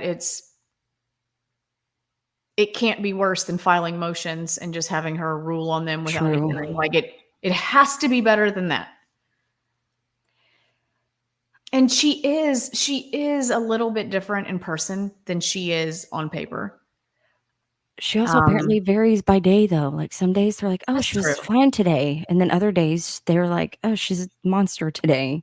I Other was days really she's spinning in her surprised. chair. Like, And I'm her biggest critic, out of anybody who was at the last hearings, for sure. At the pretrial hearings that I went to. I mean, I was just looking for any face she made, any tone. I was looking for it. And I was like, wow, she's way different. Like maybe she's turned over a new leaf. Like maybe she got scared about some shit she's done. Like she just seemed very thoughtful. She didn't interrupt anybody. She even like agreed to some objections that the defense brought. She let witnesses just go on. She didn't cut anybody off or ask, "Are you almost done?" or "Where are you going with this?" Like extreme. I think she's a bit different when there's eyes on her watching her. A I bit. think it depends on the day. No one Maybe will it be depends on the day, watching yeah. her, Because though. before that, she's been pretty nasty in public hearings. Well, but this trial is going to be the most private of any hearing.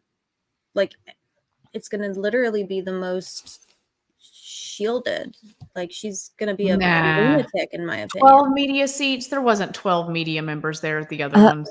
I was in Lawyer Lee's chat today because I was trying to follow up to see if she had mentioned anything since the last time she said she was applying for credentials because she was trying to get press credentials because whoever she reached out to that was in the decorum order, whatever process she went through with that person when she was doing her next live after that, she said that there were only 5 approved, like only 5 seats available for credentialed media.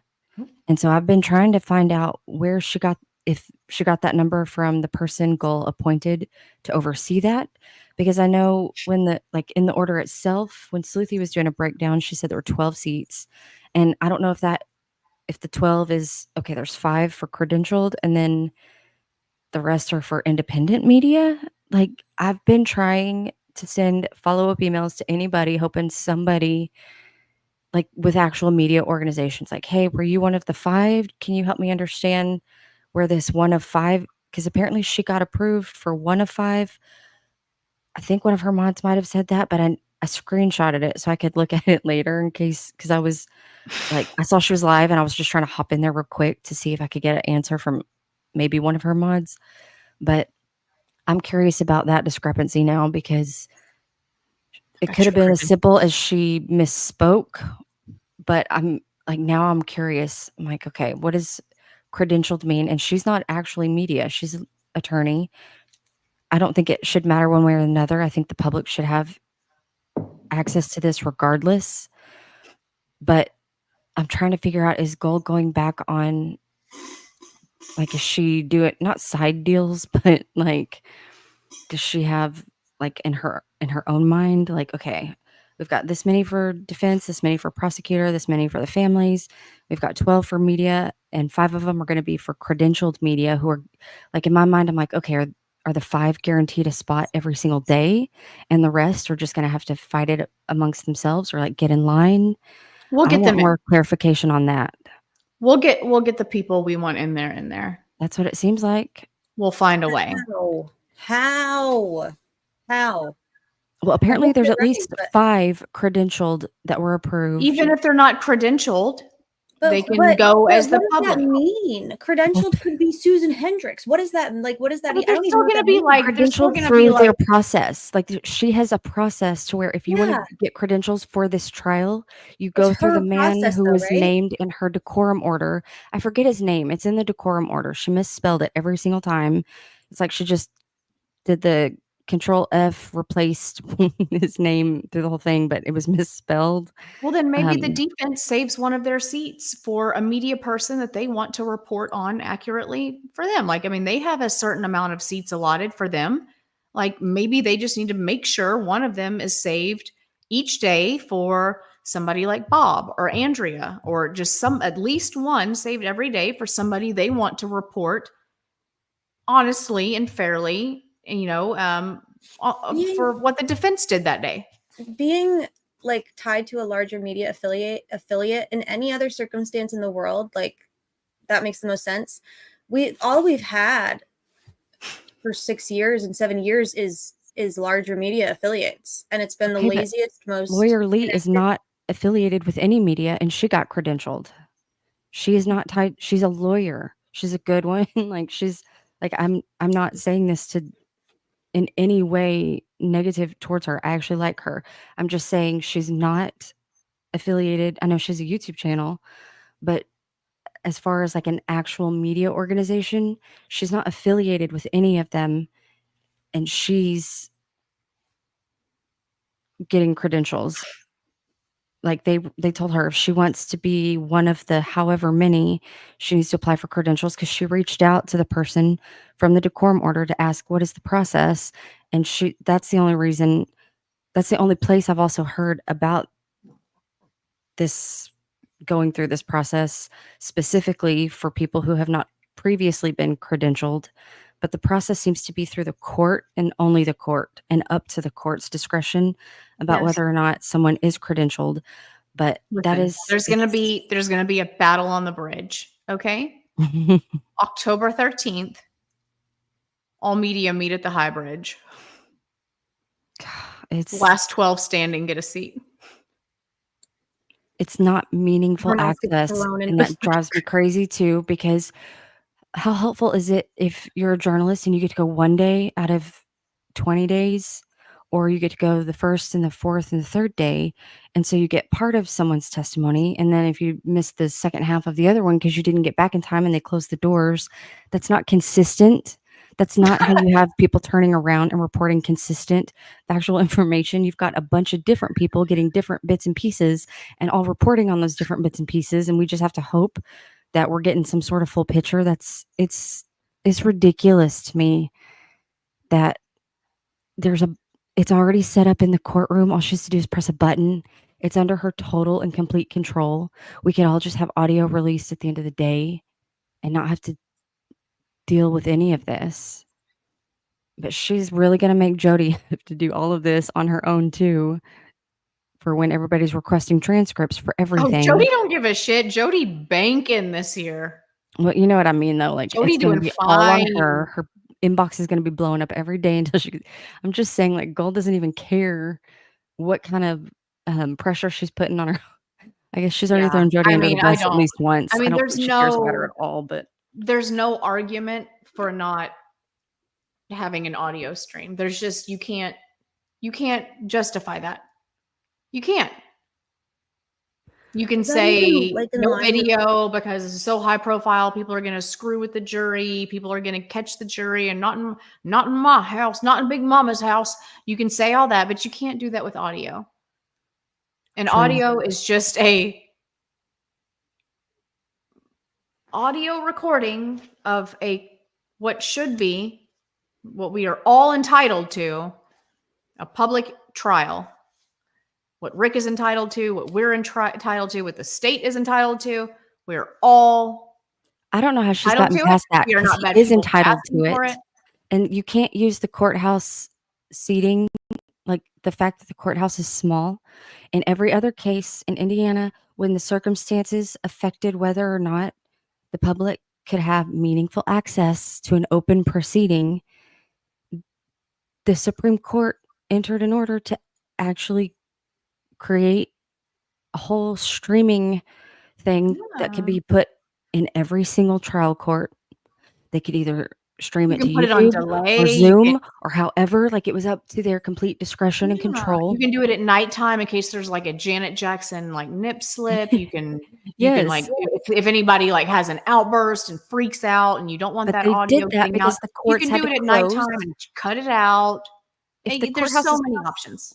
I just saw Travis's in here. Maybe he can help clarify this for me.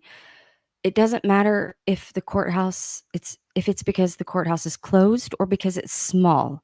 If it affects the public's ability to actually access the proceeding, if it's an open proceeding, the court is supposed to, I don't know if accommodate is the right word, modify something That's what they did during COVID. Because it was closed, they were not able to access the proceedings unless they streamed it, because there was no building to go to have that public access. This is the same issue with the public can't access it. This might be because it's a small courthouse and not because it's physically closed. But if there is something affecting the ability for the public to actually access it consistently, and media, that's the other thing. They keep talking about media are surrogates. All the case law that they cite and those intervener motions, they're supposed to be our surrogates to be able What does to that go. mean? Well, if they don't have, it means that you can't expect the public to be able to be a watchdog on all public officials. The argument Watch is me. that the public relies on media to be able to access these open proceedings to report back to us, because we can't all be watchdogs. And so that's part of the whole argument when they do the media intervener motions, is because the public does rely on us, we should have this access. We should be able to inspect these things so that we can report back for the people who are not able to physically come access this and participate in this process. We're a surrogate. Because it's the law. I mean, Yeah, it's one of the things. But if I like how that's the she's just case, ignoring she's that. limiting how many media can get in. So she's also restricting, she's not just restricting public access, but also the surrogates. Because if they have to fight over a seat, that's not consistent access. That's not meaningful access. So that's a problem too. And I keep digging my heels in on that, because I feel like it's self-evident. Like, okay, if there's only room for like 40 to 60 people at most, and everybody's having to fight over a seat, that's just clearly not meaningful access for anybody. And this is Right. supposed to be an open proceeding, and the defendant does have a right to a public trial. Yeah. He does. And he's not getting, like, she's affecting that, period. No matter how you spin it. Just because you let a few people in, that doesn't mean you're fulfilling the actual obligation in the nature and the spirit that is intended. Like, especially if you're saying no to audio when all you have to do is press a button. Let me see. I'm trying to see something go by. I'm gonna play. Actually, never mind. I have to find it first. I want to play like a 2-minute clip from an interview Donnie did today, because he talked about this, and he quoted Gull, and I don't want to get it wrong. So let me pull it up. But Real quick, if I disappear before y'all get back, I just want to say thank you for having me. I'm gonna be hopping off here pretty soon to go put some food in my mouth. But okay. I'm gonna watch this for a minute. But if I disappear, I didn't want to do an Irish goodbye. We won't. Well, you can Irish goodbye. That's how we. That's how I we usually operate. do. I usually do. I prefer those. I do too. Would it be funny if I just clicked off right now after y'all said that? I kind of thought you were going to. Yeah, so Judge Gull is literally, this is Groundhog Day. It's Groundhog Day. She was taken to the Supreme Court for playing keep away with a transcript. She's doing it again. She's doing it with Walla. I imagine that this was the time crunch that the defense is under is quite beneficial to all of her. It just makes me sick. She's doing literally all the same shit that she did that landed her in before the Supreme Court, and she's doing it again. And it's like 2 years of Judge Gull abusing and maligning the public and the defense and the defendant. So he's convicted. Judge Gull has convicted Rick Allen, period. Absolutely. He's convicted. He's guilty in her mind. Like, he will be convicted if she has anything to do with it. It's unfortunate. But I just have trouble feeling optimistic about the media being there, because I feel like what's happened long term over the course of 2 years of gaslighting and abuse by an abusive woman is that she has withheld basic fundamental rights, so that now The media is terrified of losing their access. They don't want to be barred like fucking Rick Snay and like Gritty almost did for no reason. They don't want to lose favor with Judge Gold and the state, because then you're blacklisted. And if you're blacklisted by law enforcement and blacklisted by the court in Indiana, you might as well find a new fucking job. You're done for, because they tell you what to do. Donnie said that in that meeting, I'm paraphrasing, basically it was ISP was running the show with Gold's directives that they were passing down to the media. So you're telling me that the media sat in a room with fucking cops and took directives from cops on what to report on? We're fucked. That's infuriating. We're fucked. Like I'm not understanding. And for them to say that there's no recourse, like, I'm sorry, there's no And for them to recourse. not report on that meeting. Right. Did they? Wasn't Donnie the only one who did? You signed a fucking NDA? Like, you're the media. Disgusting. For them to go to that and then say nothing to the public about it while they're ISP filing media intervener. That sorry, That's weak. This shit is weak.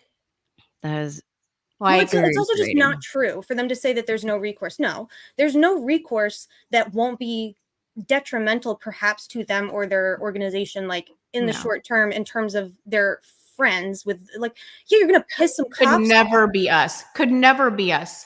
No. Like, So, blackball me. I don't give a shit. I'm going to report that. I'm going to report that and go down in like a blaze of glory is my last story. That's fine. Well, they could just report on that stuff instead of reporting for them. They need could to all just report band on together them. to tell the truth. And then you can't blacklist everybody. You can all just band together and do the right thing. You big old pusses. Right.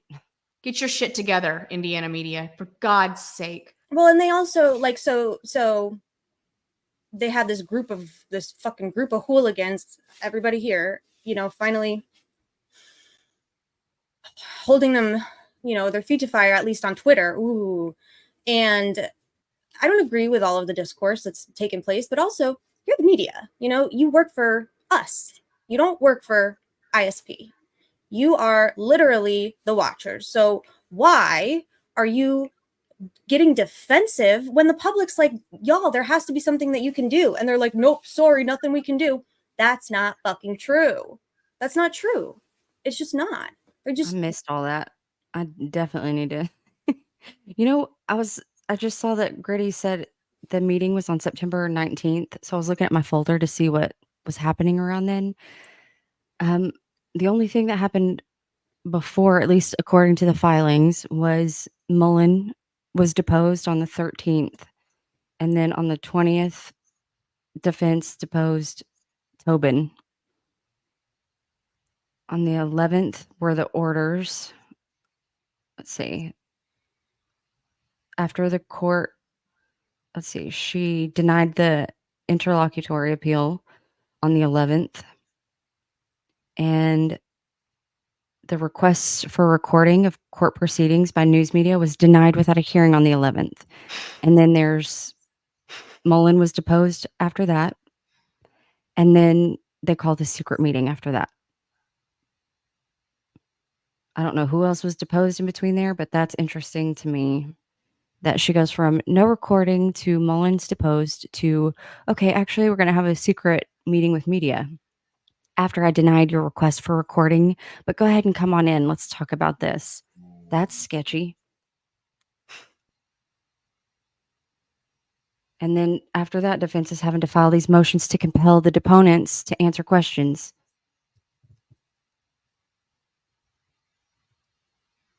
The shit fuckery is bold.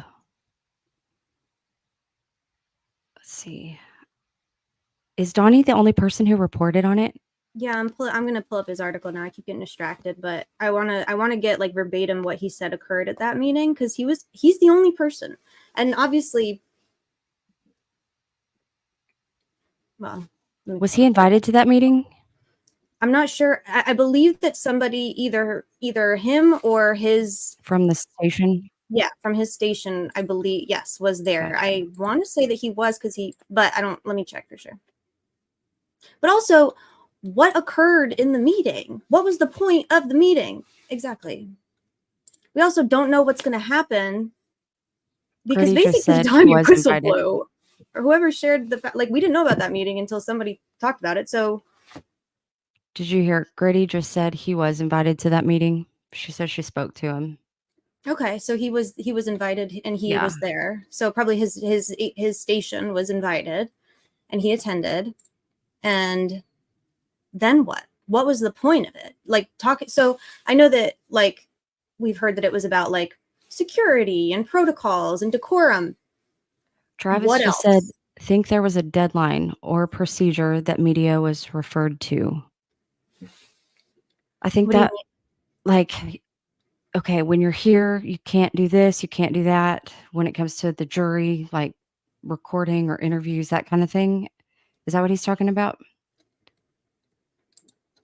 What is DB talking about? What did I miss? Barbara McWhiteside. Did you see that stream, All Eyes? I know you were there for I some saw- of it. Did you see? I think DB sent me a clip of that part where you were Oh like my god! falling out. I was like, it was one of those things where it's like, if you hear it one more time, you're actually going to like. I was Oh afraid my I was God. going to actually throw up. I was laughing so hard. Like Registering that credentials. was hard to watch. So Judge Gall, no, we can't let that happen.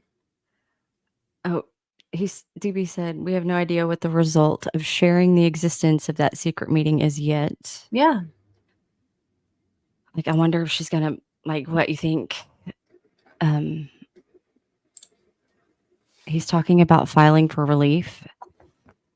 I think he says the fact that somebody spilled the beans, that there was a meeting in the first place. They should have spilled. That's their job. I agree with you. I agree. You and I, hey, we're on the same page there, but if don't. she's treating it as if someone spilled the beans, that is already a problem. She's been doing that since the beginning. She said, I'm not going to correspond with you anymore because you're putting my emails in motions. You're a public official, You're lady. emailing the sheriff to just leave the person that was subpoenaed. So You're yeah. also a public official. I can FOIA your emails if I fucking want to. Like, it's just insane. The maligning of the public. And okay, I'm going to stop talking for a second because I really want to pull up this thing because Donnie actually quotes Gall. And she says something like insane. I'm going to grab my charger while you do that. So I'm going to mute. All right. Not everyone was invited, only media affiliated with a major network. No, I know what you meant, DB.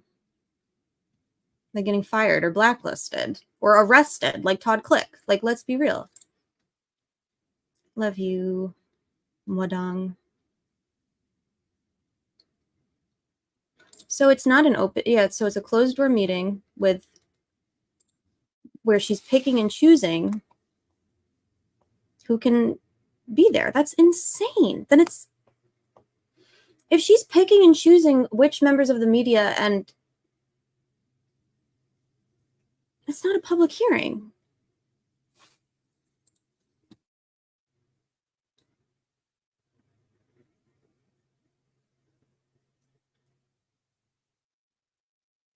They don't care, Hammy. It's like, I know you did, Gritty. Dawn is correct.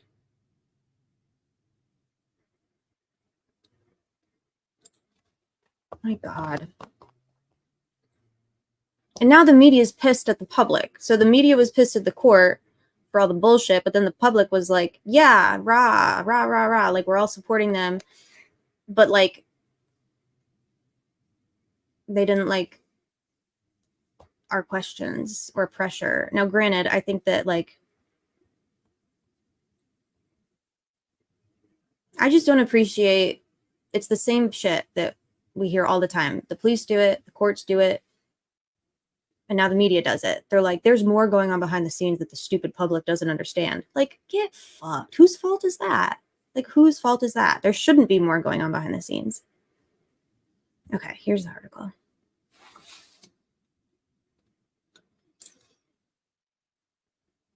Yeah, Judge Jessica, everything that you're absolutely right. So Judge Jessica said, I have a secret that I think they intentionally made this trial cost way too much money and rent out the courthouse instead of just moving it to Allen County so that the locals would hate Rick. Everything they've done has been to make the locals and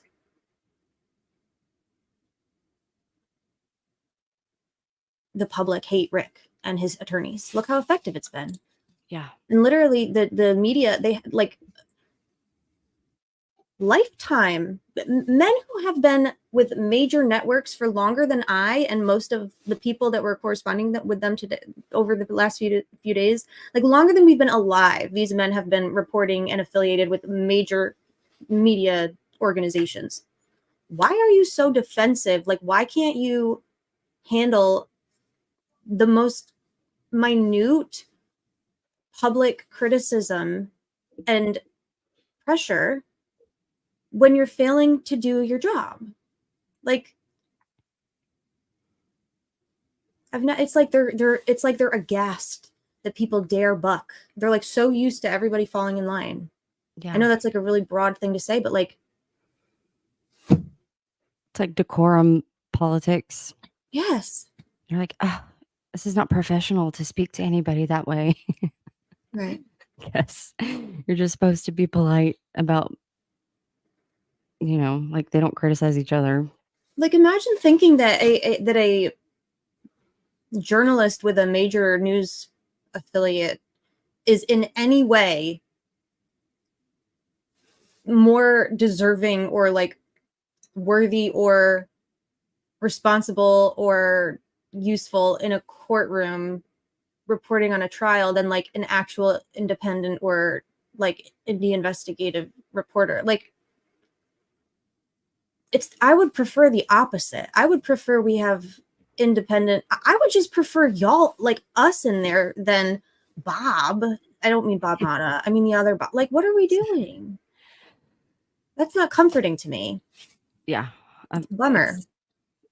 There have been a few, like when it came to the PCA, and then when they were going for Nick in February after the PCA, for still trying, like he was still trying to keep the request to seal the PCA confidential. Oh, I Like know. he was fighting him on that even. Let it And go. at the time, he still had not turned over discovery. They had I filed know. motions like, please turn this over. They had a petition to let bail hearing in a week, and Nick still had not turned over discovery. They were having to go to the judge and ask for continuance. And they were like, oh, well, we expect it by the end of the week, surely, because they still, at this point, had no idea what they were in for. But No. every time, the media, they ran Diener off. I know that he blamed social media, but I do think it was the media interveners because they were on top of that shit. They were like, you're citing this rule? That doesn't even, what are you doing? Trying to seal this? Yeah, Like where these are rules are not they? even applicable. And Right. and then, they did such a good job with very specific things. But when it comes to actually giving us access to these open proceedings, when we're like, hey, y'all are the only ones who can file this shit. Can you file some shit? They take it very personal. Been catching up on that. It's crazy. Oh yeah. If you dare go against them, you only get one chance. That's literally the problem. You get one chance, and if you do anything that doesn't fall in line, that's it. They're going to punish you in perpetuity. DB, if you're still here, just take a gander at this fucking little blurb here. Oops.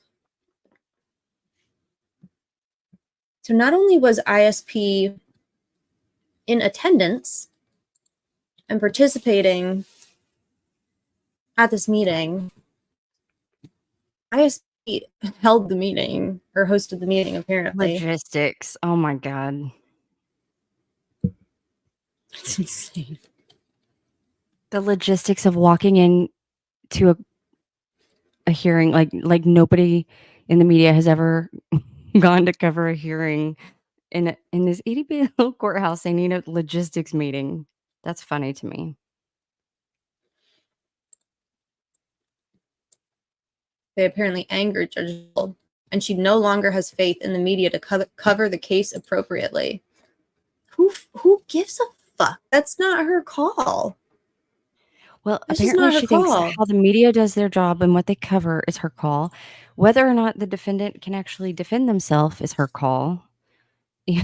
if he gets to it all, like I think it's Michael Osbrook who's always saying she doesn't have the authority for that, but she She continues doesn't. doing that kind of stuff that she does not have the authority for, and she's real confident in it, as if that's how she's been doing it. Like she does it like someone who is not even of the belief that she doesn't have the authority for some of this stuff. She's I that don't know. It has comfortable like with it.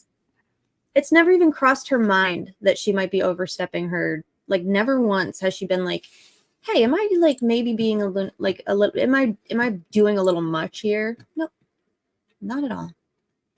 Never once has she considered that. It's crazy. I think this is what I was looking for.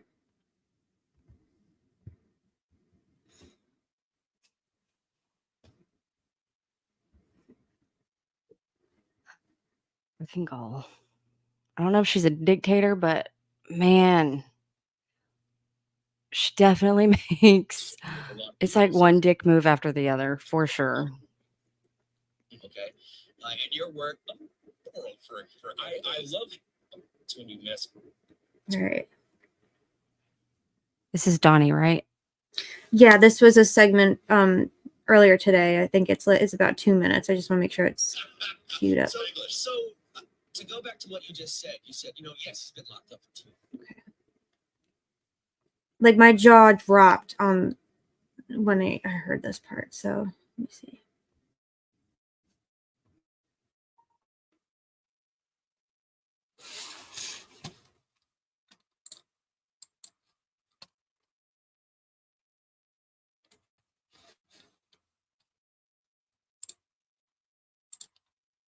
Yeah, I have it downloaded, Kat. Good thinking.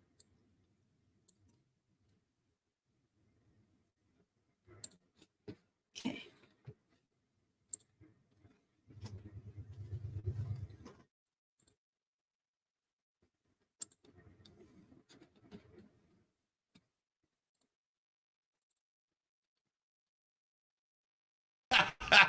So English. So to go back to what you just said, you said, yes, he's been locked up for 2 years. Mhm. And right now, Can everyone hear that?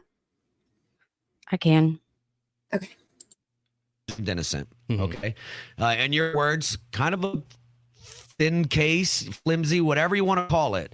Do you think that's part of the reason why she doesn't want cameras in the courtroom, so she can make a judgment without other people actually seeing any of the evidence? No, with Judge Gall, I'm convinced that it is simply as simple as it sounds. She knows her power. She knows she can make these decisions, and she decided it was a one strike, you're out, and that's it. Like that is, I don't believe she has put any more thought into it than that. Isn't there? You and I were talking about this off air because like I said, nobody knows this case better than you. Donnie Burgess from the WIBC newsroom joins us. We're talking about Delphi. Jury selection starts Monday. If I were the judge, and obviously I have no legal background, but I'm a person who knows Judge media. Kendall. Yes, right. Be very fair. I know media. I understand history. I understand how things are perceived in public. And I would be looking at this going, this is arguably the most important criminal case in the history of this state. Every Hoosier, it seems like, will be paying attention on some level to this. It's going to be historical. What I do here is going to be judged forever. I will be remembered forever in some shape, form, or fashion. And it seems like she don't care at all. And it's like, I'm going to do what I'm going to do. And if this gets overturned on appeal, or if the public thinks this guy got a raw deal, screw all you people. Well, it all comes down to this statement here. She told media a few months ago when they made another attempt to please let us do something. She said, I'm the judge. I do my job. You're the media. You figure out how to do yours. Oh, wow. That's it. Hey, there we go. Okay, before we let you go, do you have any idea what their defense is going to be, given the fact that the judge has basically taken away their defense? The consensus has been English, challenge the timeline of the murders. Find a way to prove that the state's estimation of when the girls were killed, when they were found, when they may have been moved, find a way to challenge that, so where Richard Allen does not line up with that timeline, because he admitted to police within a few weeks of the girls being found, I was there on the trails that day. Many people were.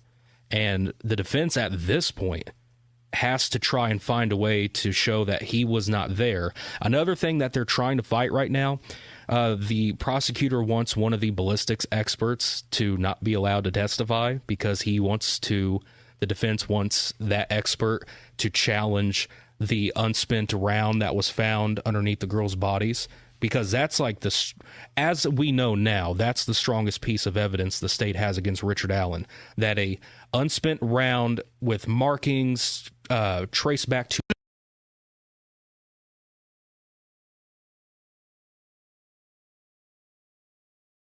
I think that's all I got.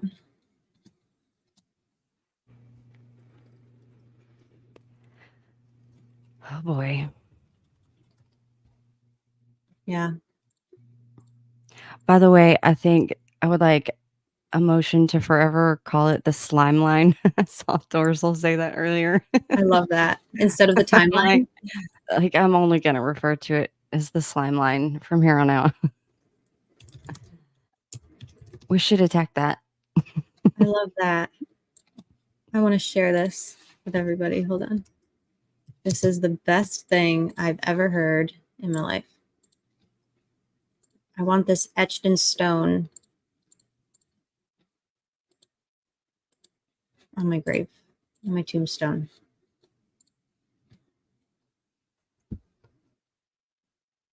Have you ever heard a cuntier thing in your life? I'm Some of the sorry. other things she said, yeah. Like, the law is we're- against the defendant. The law is against the defendant. That was pretty cunty.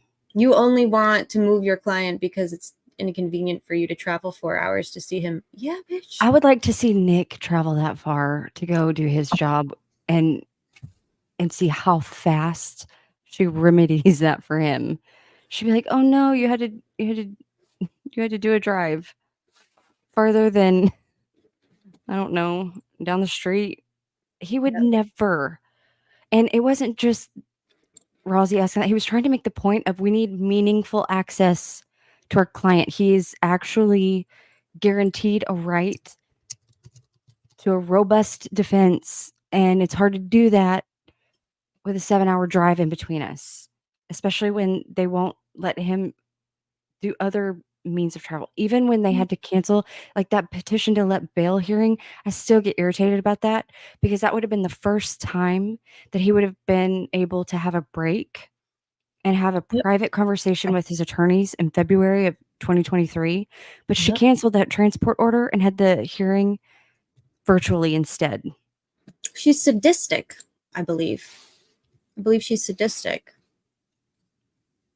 I believe that she enjoys making things difficult for them. Yes, I'm going to link it right now, y'all. Thank you for reminding me. I also don't like how what did he say though? See how the defense, like he said something about the prosecutor with the slime line, and the defense needs to be able to combat what time he was there or whatever. Like the state still has not actually proven he was there later than 1:30. Love And that. so even that is already backwards. Like the number of things starting off backwards because of what the judge has allowed is very frustrating to me to watch, because I feel very strongly that we place the burden of proving what did or didn't happen on the state, not people who've been accused of the crime. Like, we don't want criminal defendants telling us what did or didn't happen. We want an elected official that we can have accountability with through proper channels. We want the burden on those people, so that way if they're not doing a good job, we can deal with that through a democratic process.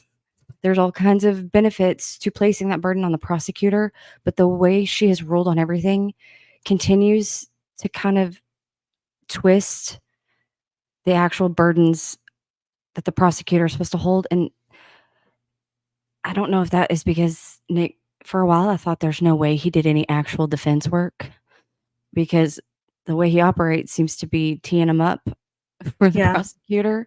Because how else does a defense attorney beat out an experienced prosecutor that he beat out for this position. Like the commissioners wanted the defense attorney, and I can Mhm. see for a strategically, I can see why they would consider it, but it's still Mhm. strange to me that strategic or not, they went with the defense attorney, Right. especially considering their supposed opinions on defense attorneys and how defense attorneys totally operate. Well, they brought one of those on board Mhm. to actually prosecute this, and he did not request a special prosecutor, even though he should have done that from the get-go, I but he know. didn't. That's ridiculous to me. Like, I No, just this was the plan all along. I don't think they thought they were gonna have to go this far. I think the reason he didn't turn over all that discovery, even into February, they were still waiting for I forget how many months it was. All they had was the redacted version of the PCA. It was at least a Like, month because in December well they were into November. I Yeah. know for sure. I'm not Mhm. sure that they got much more. They got a few pages of something in December, and in January and February, they're like, "Okay, we have, like, a couple of pages of stuff." They did eventually get the unredacted version of the PCA. I think that's probably the extra stuff they got in December, Mhm. but, I don't think because at one point in the November 2022 hearing, Nick said something, "Oh, well, we have, like, an open discovery thing, like, we just turn it all over at once." That's kind of the way he characterized it. That's funny because that hasn't been the case at all. Granted, Yeah. at that hearing, they were also Holman and Mullen were begging the judge to keep it sealed because it would jeopardize their investigation of all these other suspects, Mhm. even though she knew that PCA had nothing to do. She saw the unredacted one.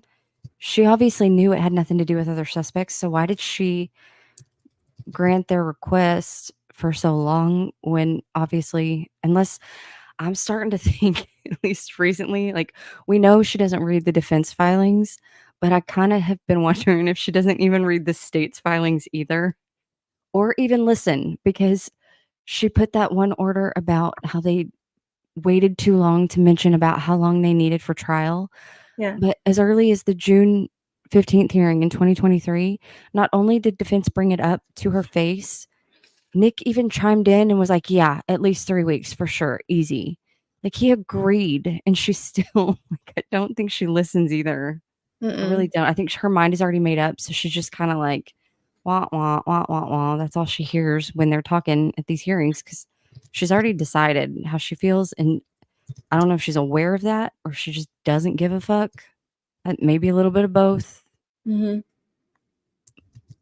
Yeah, I think that I think I just kind of tend to lean more towards it's like more overtly um intentional and like I still think she malicious. thought she was gonna be done with this in March of 2023 because when they appointed her, at that point in time, trial was scheduled for March of Mhm. 2023, Yeah. and she's little miss murder trial in 4 days. Well, now we know why they get convicted so soon because she doesn't let them defend themselves, but she thought this was gonna be done, I and know. she knew what else she had on her plate, but if this was gonna be done in March 2023, then yeah, no problem. Right. Appoint me. Yeah, that's good. I'm sure they consulted her first. And she was probably like, "Yeah, I've got this. No big deal. I do this all the time." And but that didn't work out because Nick did not turn over discovery. So then they had to start filing continuances and it just kind of snowballed from there. And I think she's just so mad that this is still going on. Yeah. But I think it's weird that she's blaming the defense attorneys at every turn for all this. Well, but then why won't she step down? I mean, I know why she won't step down because she's Well, because she's mad. yeah, her And ego. she blamed Court TV for something they didn't actually do. She You know. mischaracterized that. She's writing orders clearing third-party suspects that she has held 0 hearings on hearing the evidence of, like, the I know. actual evidence. She was helping the prosecutor through objections when anytime anything even close to evidence against this third party suspect were to be mentioned, Nick would object and she would help him with it. So that way Yeah. they didn't have to actually hear it. And then she's clearing him. She doesn't know what that investigation was about or what it did or didn't clear, and she's Yeah. entering orders clearing them. That to me still is so crazy.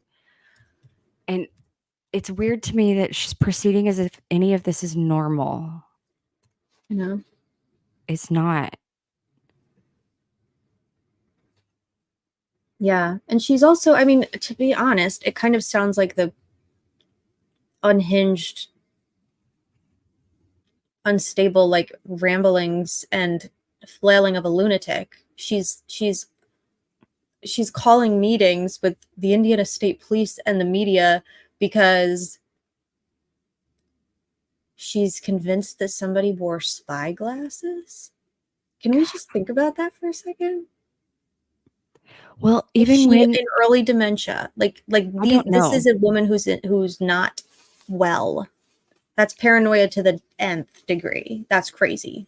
Well, even when all this stuff happened, when Mr. Bro Solves had a source in the judge's under the judge's purview, she was not even curious about that. She just didn't even look into it.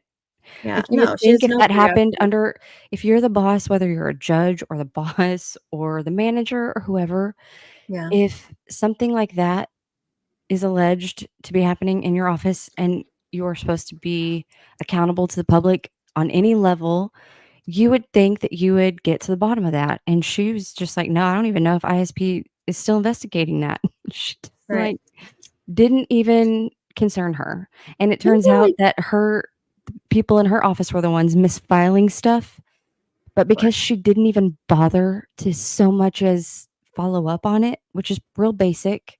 Hmm. I'm not a judge. I'm not a journalist. I follow up on shit all the time before Right. I ever even speak on it. She did Right. not even follow up on it and entered an order accusing the defense of something that was actually something done by her own staff. Mm-hmm. That is a level of self-importance, She's delusional. overconfident that is scary, that she is the one that we're supposed to rely on. She keeps saying, I'm just supposed to call the balls and strikes, but she's straight up calling the shots. Mm-hmm. It's not how it's supposed to happen. And the fact that there's nobody technically above her. And anytime defense tries to address these things for their client, because their client has every right to address these issues, she retaliates. Mm-hmm. So then they're having to weigh and choose, kind of like when they had to weigh whether or not to file for a speedy trial or not, and be like, well, I hope he survives if we don't file for this speedy trial or the early trial when they did that, trying to get it back towards May because they were concerned about him actually surviving. Mm-hmm. They shouldn't have to be weighing those kinds of things. I just saw Joe Schmoes in here. I've been meaning to message him. Are you going to the trial, Joe? Are you still in here? I've been meaning to find out. I assume you're at least going to try. But if so, I would like to message you. We're trying to get an account of who else trying to go. And then I made a post today trying to be as gracious as possible. I saw Even though it's frustrating, but like there is going to have to be some cross promotion if we don't know who's getting in. It may very well be that people who are not our personal favorites are the only ones who got in. And that's just where we're going to have to go for the information. And if they want to participate in having their notes transcribed, I'm going to say thank you, because I think making as many of the trial notes as accessible to everybody as possible is good for everybody. Even if we don't love their slant or, if we question it or whatever, like I still want to hear what their notes have to say and factor it in with the other people who are there. But anybody who wants to participate in having their notes transcribed and have like a library of them, because there's no telling if we're for sure going to get transcripts after the trial.